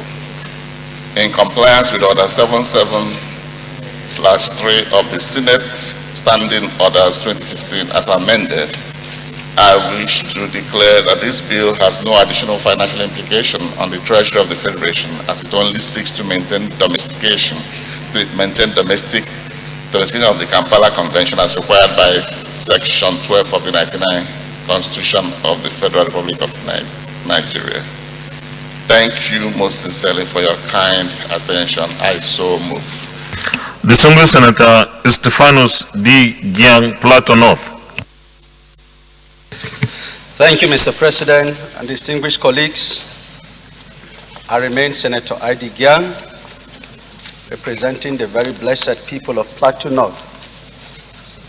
Mr. President, distinguished colleagues, I rise to second this very important bill that has been ably presented by Senator Frank Chukuma, and I commend him for this bill that seeks to have the blessing of the Senate for the domestication of the African Union Convention on the protection and assistance to internally displaced persons. Mr. President, distinguished colleagues, Section 12(1) of the Constitution of the Federal Republic of Nigeria, 1999 as amended, has empowered the National Assembly and indeed the Senate to be the institution that will make the necessary legislation to allow for the domestication of any international treaty or convention, one of which is the subject of this bill, the Kampala Convention. And this bill, Mr. President, is addressing the very touchy issue that relates with internally displaced persons. And we already know that the factors responsible for displacement of persons are both natural and human. Natural factors, otherwise known as acts of God. The human factors are occasioned by war, terrorism, attacks of communities, and the kind of things that we are facing with the insecurity challenge of our country. And given the level of displacement of communities and the number of persons that are in displacement in Nigeria, there is no better time for us to domesticate this Kampala Convention than now. Because this domesticating this convention will help us to address the plight of IDPs beyond remedial measures of intervention by NEMA in form of relief materials. But we'll be having a management mechanism that will now address the core issues of the rehabilitation, reconstruction, and resettlement of displaced persons. And it is these core issues that this bill, the domestication of this convention, is going to help us to undertake. Given the importance of this bill, therefore, and the issues that it will address, the plight of IDPs, and to embed a more durable management mechanism, I therefore support and ask colleagues that we support the passage of this bill on second reading. I so second. Those in favor that this will be now read the second time, say aye. Those against, say nay. The ayes have it. Clerk of the Senate. Mr. President, distinguished senators, a bill for an act to domesticate the African Union Convention on the protection and assistance of internally displaced persons in Africa and for other matters therein 2021, SB 763, second reading.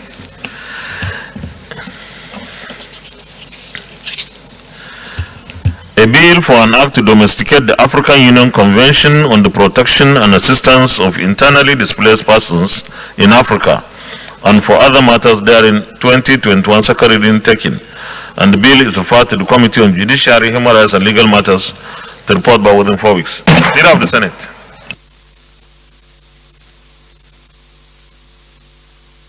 Leader of the Senate.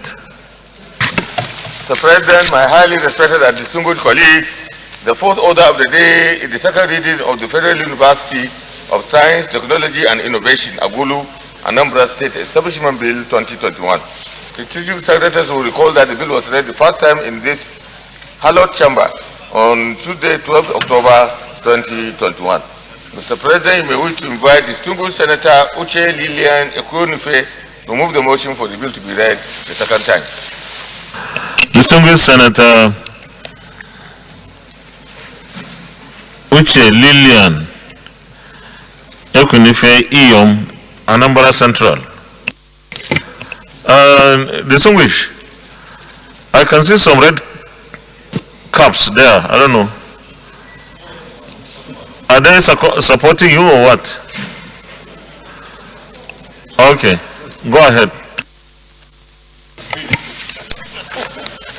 Mr. President, my distinguished colleagues, my name is Senator Uche Lilian Ekwonife Iyom. I represent Anambra Central and from Anambra State. Mr. President, thank you so much for giving me the opportunity to come up with this very important bill. Mr. President, distinguished colleagues, permit me to lead the debate on this very important bill for the establishment of Federal University of Science, Technology and Innovation, Agulu, Anambra State. Mr. President, this bill was read for the first time in this chamber on the 12th October 2021.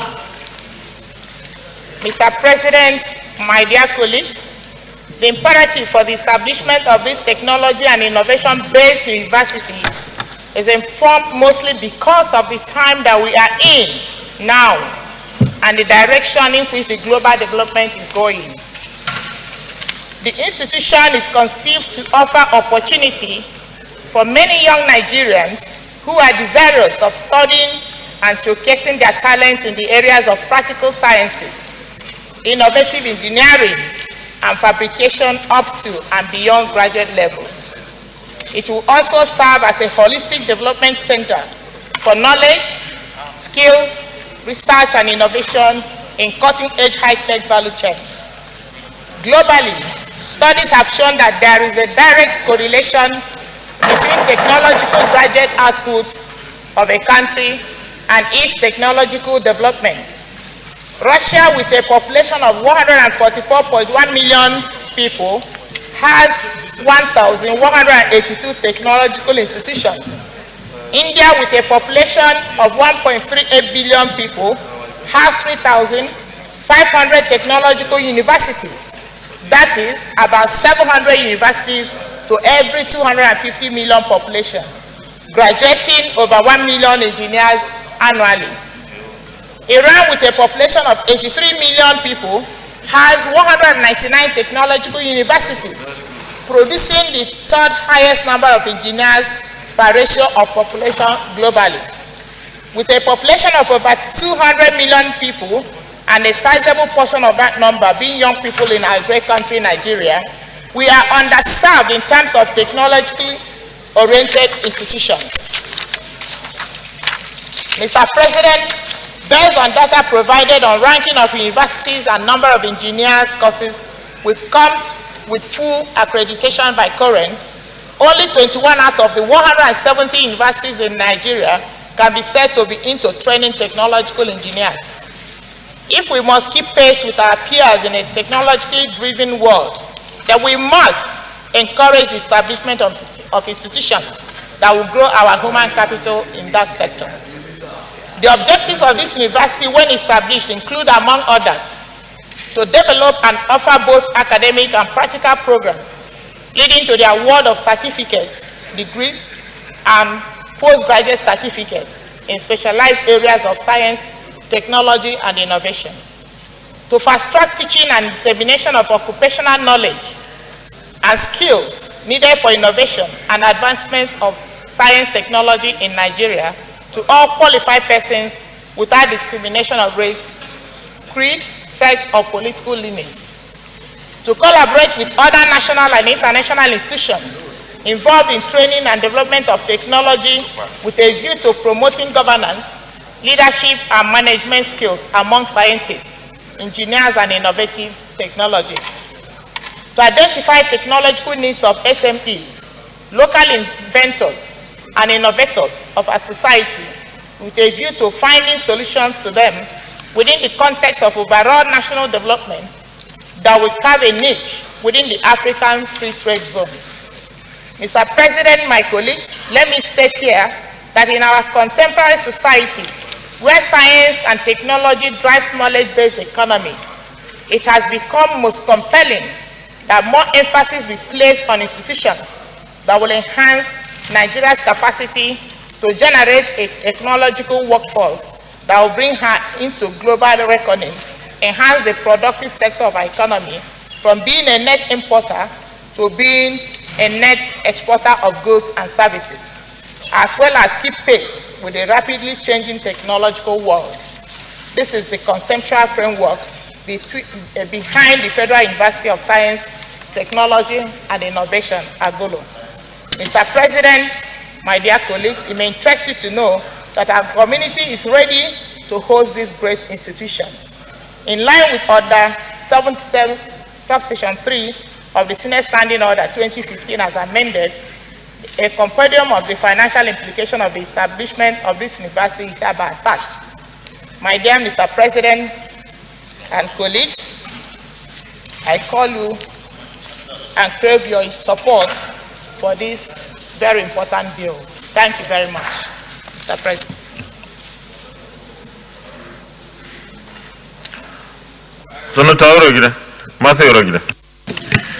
Thank you very much, Mr. President. Once again, I'm Senator Matthew Rogide, as President of those South Central District. Mr. President, I rise to give support to this bill that is sponsored by Senator Uche Ekwunife. Mr. President, the statistics quoted here, of course, in the developing world like our country, we know that we need more universities of science and technology, and of course with the addition of innovation. We know that today the Southeast, which of course is the hub of technological development in Nigeria, vis-a-vis economic activities taking place there, it is important too that Anambra, the way it is today, does not have institution like this, even though it's the hub of economic activities in the direction of science and technology. I just believe that some of the institutions we have to put in place that will go along the line of our national development. This area of education is very important. Today, the whole world is going the way of science and technology. That's about that. Digital technology has taken over the whole world.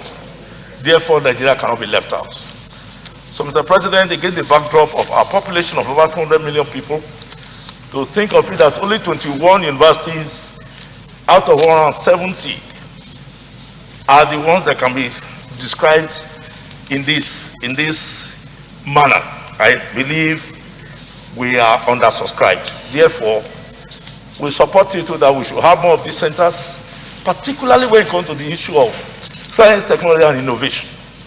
The whole world today is going the way of innovation.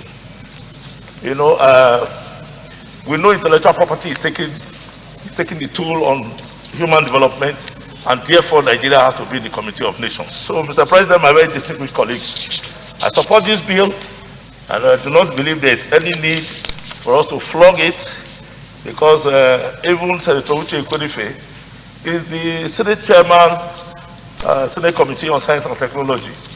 And of course, Anambra Central that she represents is very desirous of this institution. I so support. Distinguished colleagues, those in favor that this bill be now read the second time, say aye.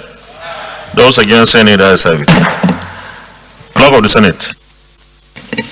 Mr. President, distinguished senators, A bill for an act to provide for the establishment of the Federal University of Science, Technology and Innovation, Agulu, Anambra State, for other related matters thereof, 2021, SB 368, second reading. A bill for an act to provide for the establishment of the Federal University of Science, Technology and Innovation, Agulu, Anambra State, and for other related matters thereof, 2021, second reading taken, and the bill is referred to the Committee on Tertiary Education and Third Fund to report back within 4 weeks. Leader of the Senate. Mr. President, my highly respected and distinguished colleagues, the fifth order of the day is the presentation and consideration of the report of the Committee on Sports and Social Development on the Federal University of Sports in Kalagu, Ebonyi State Establishment Bill 2021. The distinguished senators will recall that the bill was referred to the committee on Wednesday, 19th May 2021. Mr. President, distinguished colleagues, you may wish to invite distinguished Senator Obinna Ogba, Chairman of the committee, to move a motion for the presentation and consideration of it. Distinguished Senator Obinna Ogba. Thank you, Mr. President, distinguished colleagues. I rise to move that the Senate do receive and consider the report of the Committee on Sports and Youth Development on the Federal University of Sports in Kalagu, Ebonyi State Establishment Bill 2021 SB 138. I so move, Mr. President. I need a seconder. Distinguished Senator Sabi Abdullah Ali. Thank you, Mr. President, distinguished colleagues. Aliu Sabi Abdullahi, I represent Niger North. I second that Senator Obinna should move the motion he has raised. I so second. Distinguished colleagues, those in favor of the motion that the Senate do receive and consider the report of the Committee on Sport and Youth Development on the Federal University of Sports in Kalagu, Ebonyi State, say aye. Those against, say nay. The ayes have it. You may read the report, Mr. Chairman.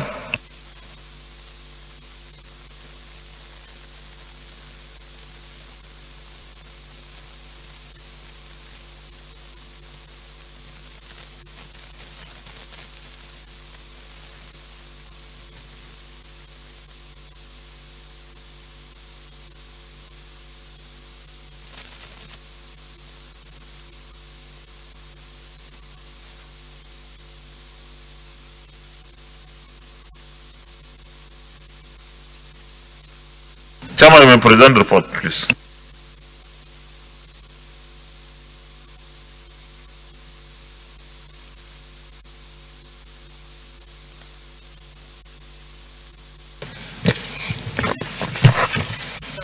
Thank you, Mr. President, distinguished colleagues.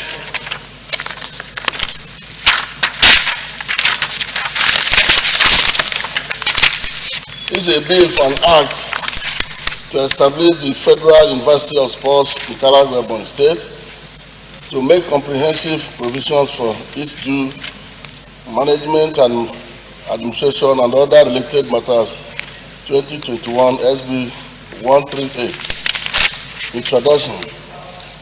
The Senate of the Federal Republic of Nigeria at its sitting on Wednesday, 19th May 2021, read for the second time the bill for an act to establish the Federal University of Sports in Kalagu, Ebonyi State, to make comprehensive provisions for its due management and administration and other related matters, Establishment Bill 2021 SB 138, and refer same to the Committee on Sports and Youth Development for further legislative action.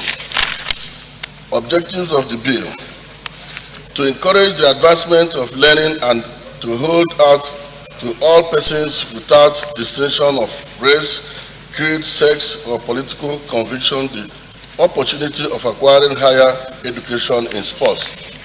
To develop and offer academic and professional programs leading to the award of first degrees, postgraduate research, and higher degrees with emphasis on planning, adaptive, technical, maintenance, developmental, and productive skills in engineering, scientific, and allied professional disciplines relating to sports resources with the aim of producing socially matured men and women with capability not only to understand, use, and adapt existing technologies in sports, but also to improve on them and develop new ones.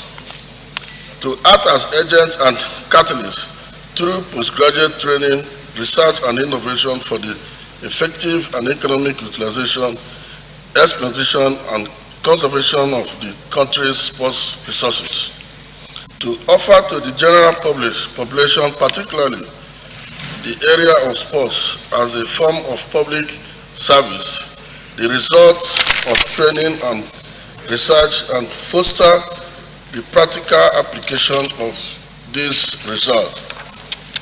To establish appropriate relationship with other national institutions involved in training, research and development of technologies in the sports sector. To identify the problems and needs of sports in Nigeria and to find solutions to them within the context of overall national development. To provide and promote sound basic scientific training as a foundation for the development of sports in Nigeria, taking into account indigenous cultures and the need to enhance national unity. To cooperate and promote relationship and conduct research in restricted fields of learning and human endeavor.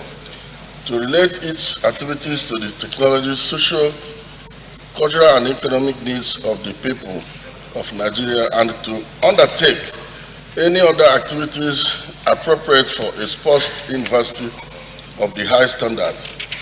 The membership of the committee is listed below, Mr. President.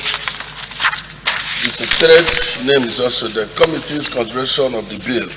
Methodology. In carrying out this assignment, the committee adopted the following methodology. A. Place advertisement in electronics and print media calling for submission of memorandum and participation at the public hearing. B. Conducted public hearing on Thursday, July 8, 2021 in order to get the views and opinions of stakeholders and the general public. Collected memorandum from the general public and consulted with legal drafting experts. Public hearing. In line with the resolution of the committee, the public hearing on the bills was conducted on Thursday, July 8, 2021 and was well attended. The following participants were present at the public hearing and made contributions. The Federal Ministry of Youth and Sports Development, Nigerian Football Federation, Nigerian Medical Association, Professional Footballers Association of Nigeria, National Institute for Sports, Nigerian Chess Federation, Sports Connect United Kingdom, the Nigerian Youth Parliament, E-Parliament, National University Commission, Authentic Nigerian Football and Allied Sports Supporters Club, Nigerian Football Supporters Club, Football Fans Club of Nigeria, Nigerian Football Coaches Association, Nigerian Referees Association, Nigerian Cricket Federation, Sports Writers Association of Nigeria, Nigerian Army, Lebanon University London, Media Houses, AJ Consults, United Kingdom, National Association of Physical Challenge, Recreational Sports and Dance Method side. Stakeholders at the public hearing applauded the legislative intent of the bill, commended the Senate for introducing such a bill, which they posited that establishment of University of Nigeria is a step in the right direction, as it will have an intended impact on the energy of our budding young youths who aspire to become successful sportsmen and women and still gain education to cement their future. The opinion that the establishment of the University of Sports is a major gap that must be filled in our country. Now that the world has seen sports as a big business which can create jobs, generate revenue, contribute to GDP, and reduce over-reliance on exploration of crude oil as the mainstream of the country's economy. They also cited the huge youth unemployment rate in Nigeria, which they said that the solution is not just education, but creating a balanced structure that will support the passion of our youth, which is majorly sports. They therefore reiterated the need to mix education with sports, which the establishment of the university would be the key to the sustainability of these persons' wealth and relevance after existing active sports. Finally, they submitted that the passage of this bill will further advance knowledge through research and nurture unique innovations in sports, science and technology, because our sports sector has a very high potential and requires high level of technical, scientific and administrative skills to drive it. Mr. President and distinguished colleague, I wish to state that all the stakeholders who were present at the public hearing made far-reaching contributions on the justification of this passage of the bill by the National Assembly. Observation. Mr. President, distinguished colleagues, the enactment of this bill will help to transform the sport. Chairman, I think since we have the document, it's not everything there that you have to read. There are points that you may just refer us so that we are able to take the other reports. So you can go through. Yeah.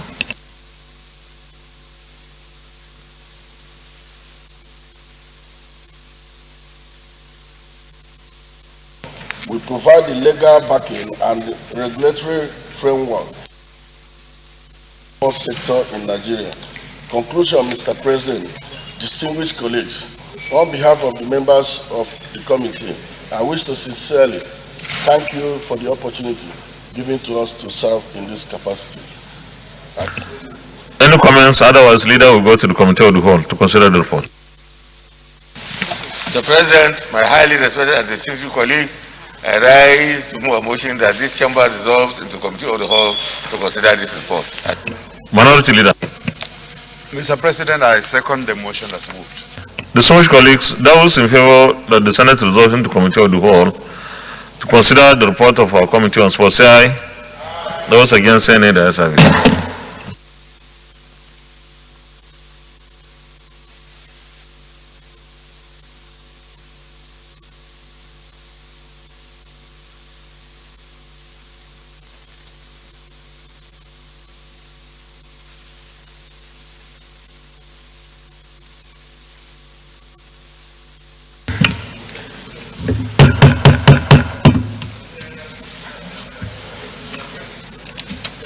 Distinguished colleagues,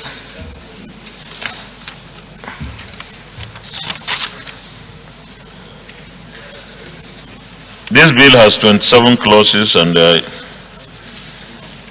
almost all retained. Those in favor of clauses 1, 2, 3, 4, and 5 stand part of the bill, say aye. Those against, say nay. The ayes have it. Clause 6 on page 9. Establishment and composition of council. Those who are clauses 6, 7, 8, 9, and 10 stand part of the bill, say aye. Those against, say nay. The ayes have it. Clause 11 is on page 15. Power of the university to make statutes. Those in favor of clauses 11, 12, 13, 14 and 15 on page 19 stand part of the bill, say aye. Those against, say nay. The ayes have it. Those in favor of clause 16, clause 17, Clause 18, Clause 19, and 20 stand part of the bill, say aye. Those against, say nay, the ayes have it. Those in favor that Clause 21, transfer of land to the university, Clause 22, Clause 23, Clause 24, and Clause 25 stand part of the bill, say aye. Those against, say nay, the ayes have it. Those in favor that the interpretation stands part of the bill, say aye. Those against, say nay, the ayes have it. Those in favor that the short title stands part of the bill, say aye. Those against, say nay, the ayes have it. Those in favor that the schedules 1, 2, and 3 stand part of the bill, say aye. Those against, say nay, the ayes have it. Those in favor that the long title stands part of the bill, say aye. Those against, say nay, the ayes have it. Leader of the Senate. Mr. President, I rise to move that the chair reports progress. I so move.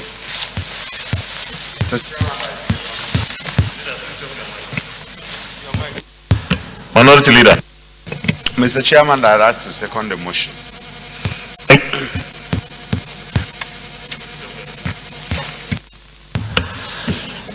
Those in favor that the Senate reverse to plenary for the chair to report progress, say aye. Those against, say nay, the ayes have it.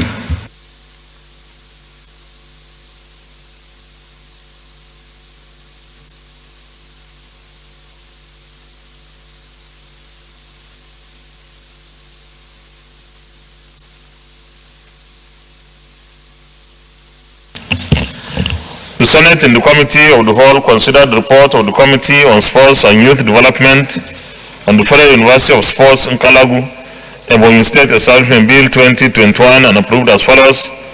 Long title as recommended, clauses 1, 2 to 25 as recommended, interpretation as recommended, short title as recommended, schedules as recommended. Is this a true reflection of what transpired in the Committee of the Whole? Thank you. Leader of the Senate. Mr. President, I rise to a motion that this bill be read the third time. I so move. Minority Leader. I second the motion that the bill be read the third time. Distinguished colleagues, those in favor of the motion that this bill be now read the third time, say aye. Those against, say nay. The ayes have it. Clerk of the Senate. Mr. President, distinguished senators, a bill for an act to provide for the establishment of the Federal University of Sports in Kalagu, Ebonyi State, to make comprehensive provisions for its due management and administration and for other related matters, 2021 SB 138, third reading. A bill for an act to provide for the establishment of the Federal University of Sports in Kalagu, Ebonyi State, to make comprehensive provisions for its due management and administration and for other related matters, 2021, third reading taken, and the bill is passed. Congratulations. Leader of the Senate. Mr. President, my highly respected and distinguished colleagues, the sixth order of the day is the presentation and consideration of the report of the Committee on Sports and Social Development on the National Sports Commission Establishment Bill 2021. The distinguished senators will recall that the bill was referred to the committee on Thursday, 10th December 2020. Mr. President, you may wish to invite the distinguished Senator Obinna Ogba, Chairman of the committee, to move the motion for the presentation and consideration of the report. Distinguished Senator Obinna Ogba. Mr. President, distinguished colleagues, I rise to move that the Senate do receive and consider the report of the Committee on Sports and Youth Development on the National Sports Commission Establishment Bill 2021 SB 202. I so move, Mr. President. I need a seconder. Wow. Distinguished Senator Biodun Olujimi. Thank you very much, Mr. President, distinguished colleagues. Biodun Olujimi, Ekiti South.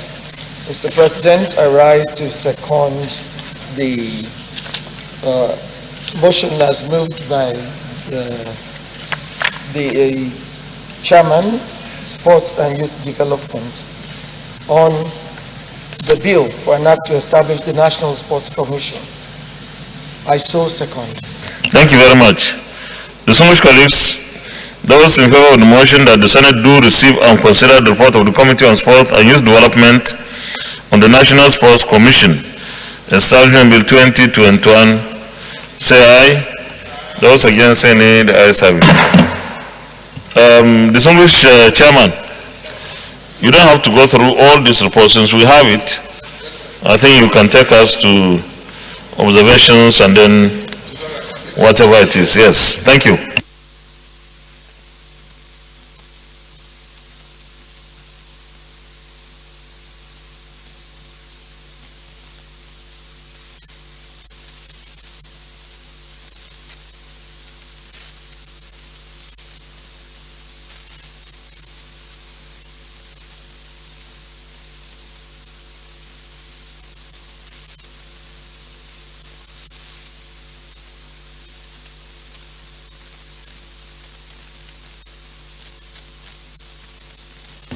You may present the report. Thank you, Mr. President, distinguished colleagues.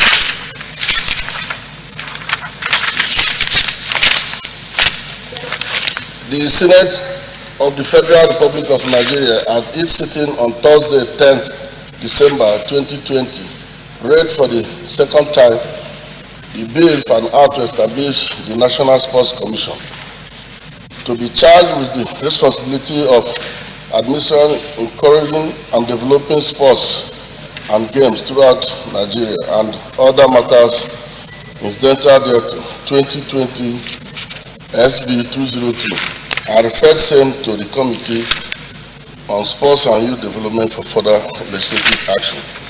This bill essentially seeks to establish a National Sports Commission to be charged with the responsibility of administering, encouraging, and developing sports and games throughout the country. The membership is as follows. The actions taken by the committee is therein. Then the legislative summary is there. Mr. President, this is the recommendation of the committee. The committee strongly recommends that the passage of this bill into law will provide the legal backing and regulatory framework for sports development in Nigeria. Conclusion, sir. Mr. President, distinguished colleagues, the committee would like to thank the Senate President, the entire Senate leadership, and all distinguished colleagues for the opportunity given to us to serve in this capacity. I so move, Mr. President. Unless there is comments, leader of the Senate will go to committee of the whole. Mr. President, my highly respected and distinguished colleagues, I rise to move that this Senate resolve the committee of the whole to consider this report. So move. Minority Leader.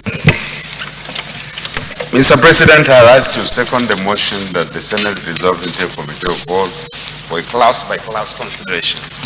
Distinguished colleagues, those in favor of the motion that the Senate resolves into committee of the whole to consider the report, say aye. Those against, say nay. The ayes have it.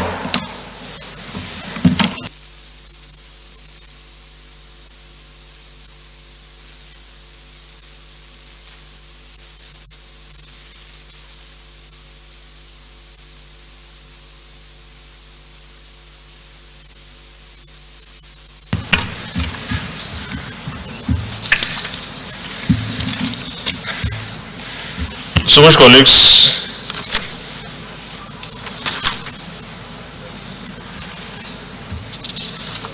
Those in favor that clauses 1 and 2 stand part of the bill, say aye. Those against, say nay. The ayes have it.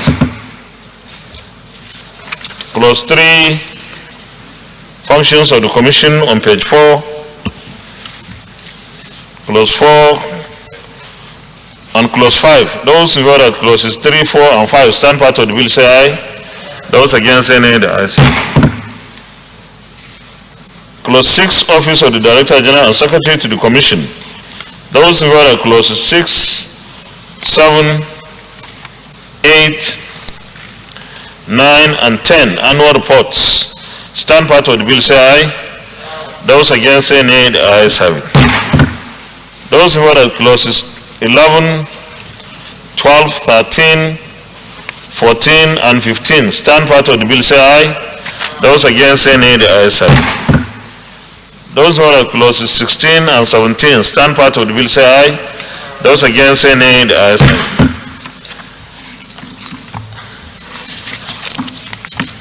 Those in favor of the interpretation stands part of the bill say aye. Those against say nay. The ayes have it. Those in favor of the short title stands part of the bill say aye. Those against say nay. The ayes have it. Those in favor of the schedule stands part of the bill say aye. Those against say nay. The ayes have it.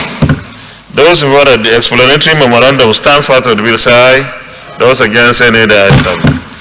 Those in favor of the long title on page 1 stands part of the bill say aye. Those against say nay. The ayes have it. Leader of the Senate. Mr. President, I rise to move that the chair reports progress. I so move.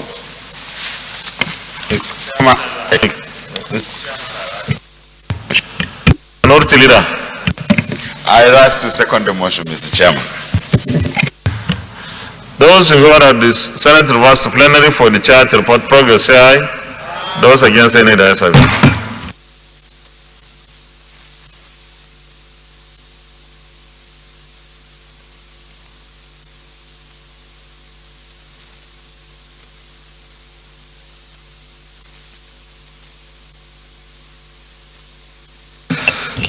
Distinguished colleagues, the Senate and the Committee of the Whole considered the report of the Committee on Sports and Youth Development on the National Sports Commission Establishment Bill 2021 and approved as follows.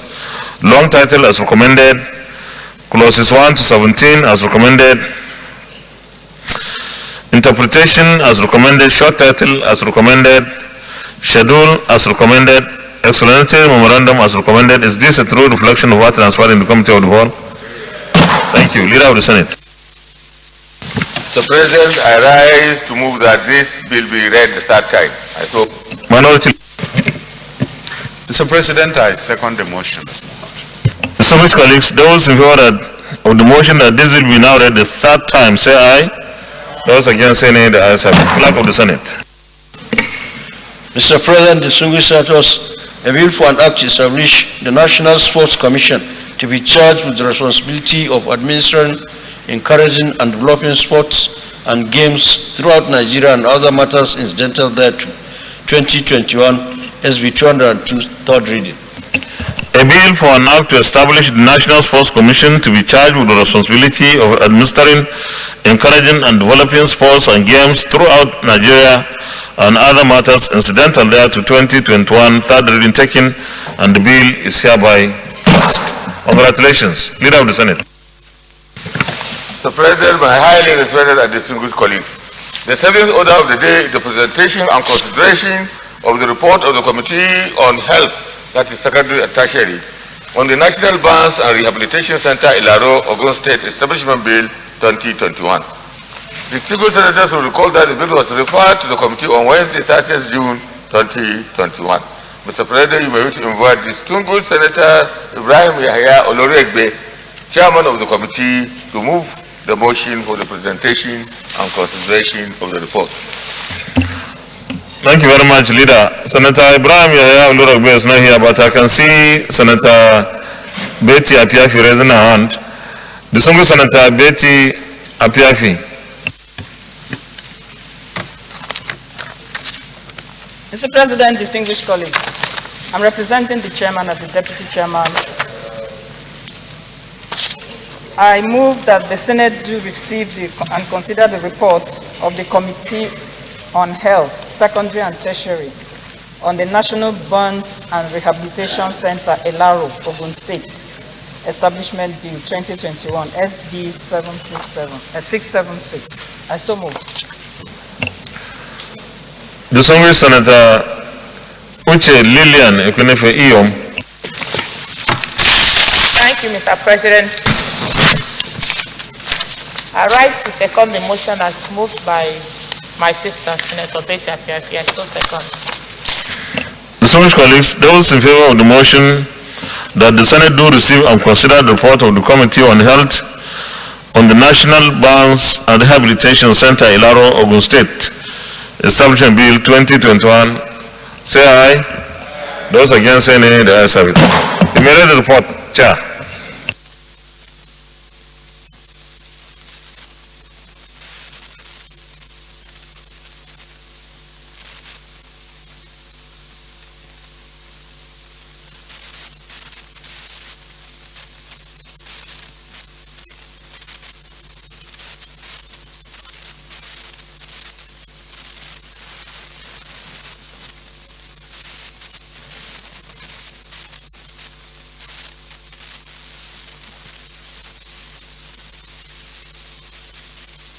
You may present the report.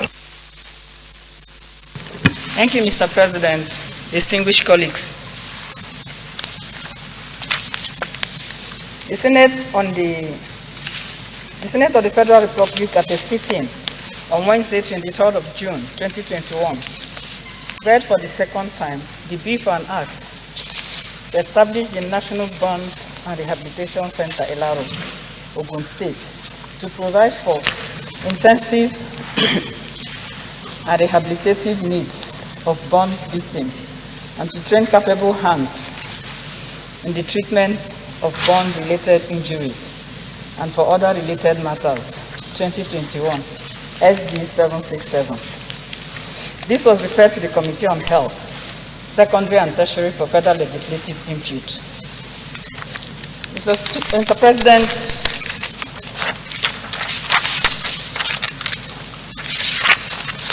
Mr. President, distinguished colleagues, after a public hearing on the 12th of October 2021 and a clause-by-clause consideration of the bill, which is made up of 23 clauses, the committee made the following recommendations: amended clauses 1, 5, 8, 10, 14, 17, 18, 19, 22, and deleted clauses 11, 12, and 15. Mr. President, distinguished colleagues, the committee would like to thank the Senate President, the Senate leadership, and all distinguished colleagues for the opportunity given to us to serve in this capacity. I so move. Any comments, Leader, Committee of the Whole? Mr. President, my highly respected and distinguished colleagues, I rise, move that this distinguished Senate resolve the Committee of the Whole to consider this report. I so move. Minority Leader. Mr. President, I rise to second the motion. Distinguished colleagues, those in favor of the motion that the Senate resolves into Committee of the Whole to consider the report, say aye. Those against, say nay, the ayes have it.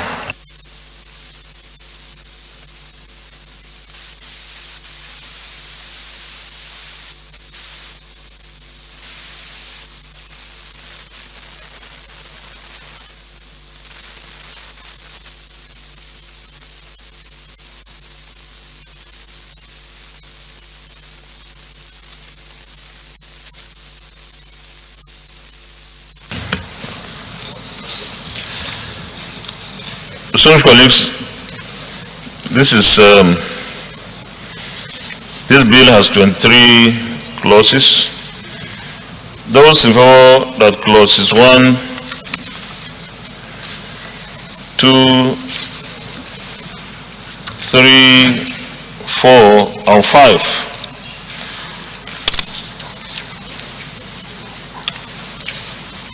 tenure of office of the chairman and members of the board stand part of the bill, say aye. Those against, say nay, the ayes have it. Clause 6 on page 7, duties of the board. Clause 7, Clause 8, Clause 9, and Clause 10, composition of the Education Committee. Those in favor of clauses 6, 7, 8, 9, and 10 stand part of the bill, say aye. Those against, say nay, the ayes have it.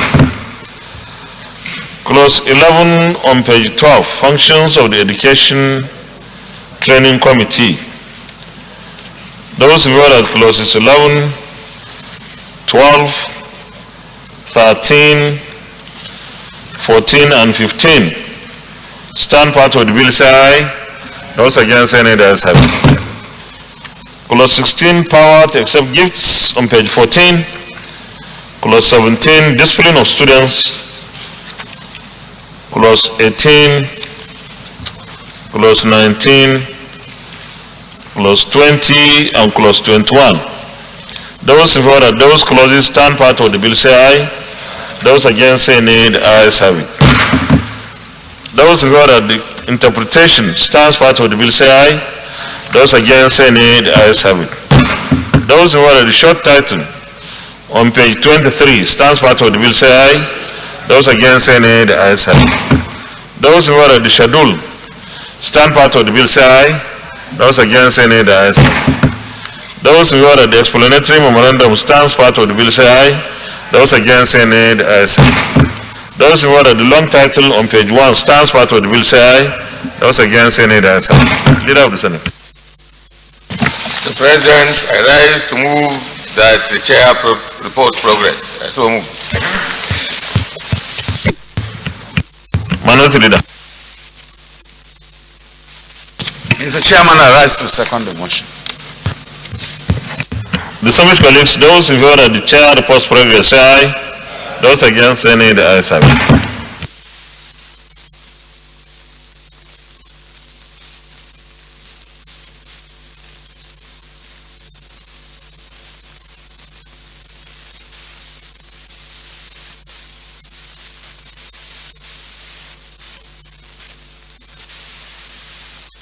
Distinguished colleagues, the Senate in the Committee of the Whole considered the report of the Committee on Health on the National Burns and Rehabilitation Center, Ilaro, Ogun State Bill 2021 and approved as follows. Long title as recommended, clause 1 to 21 as recommended, interpretation as recommended, short title as recommended, schedule as recommended, explanatory memorandum as recommended. Is this a true reflection of what transpired in the Committee of the Whole? Thank you. Leader of the Senate. Mr. President, distinguished colleagues, I move that this bill be read the third time. Minority Leader. Mr. President, I second the motion that the bill be read a third time. I so second. Distinguished colleagues, those in favor of the motion that this bill be now read the third time, say aye. Those against say nay. The ayes have it. Clerk of the Senate. Mr. President, distinguished senators, a bill for an act to establish the National Burns and Rehabilitation Center, Ilaro, Ogun State, to provide intensive treatment and rehabilitative needs of burns victims and to train capable hands in the treatment of burns-related injuries and for other related matters, 2021, SB 676, third reading. A bill for an act to establish the National Burns and Rehabilitation Center, Ilaro, Ogun State, to provide intensive treatment and rehabilitative needs of burns victims and to train capable hands in the treatment of burns-related injuries and for other related matters, 2021, third reading taken, and the bill is hereby passed. Congratulations, Leader of the Senate.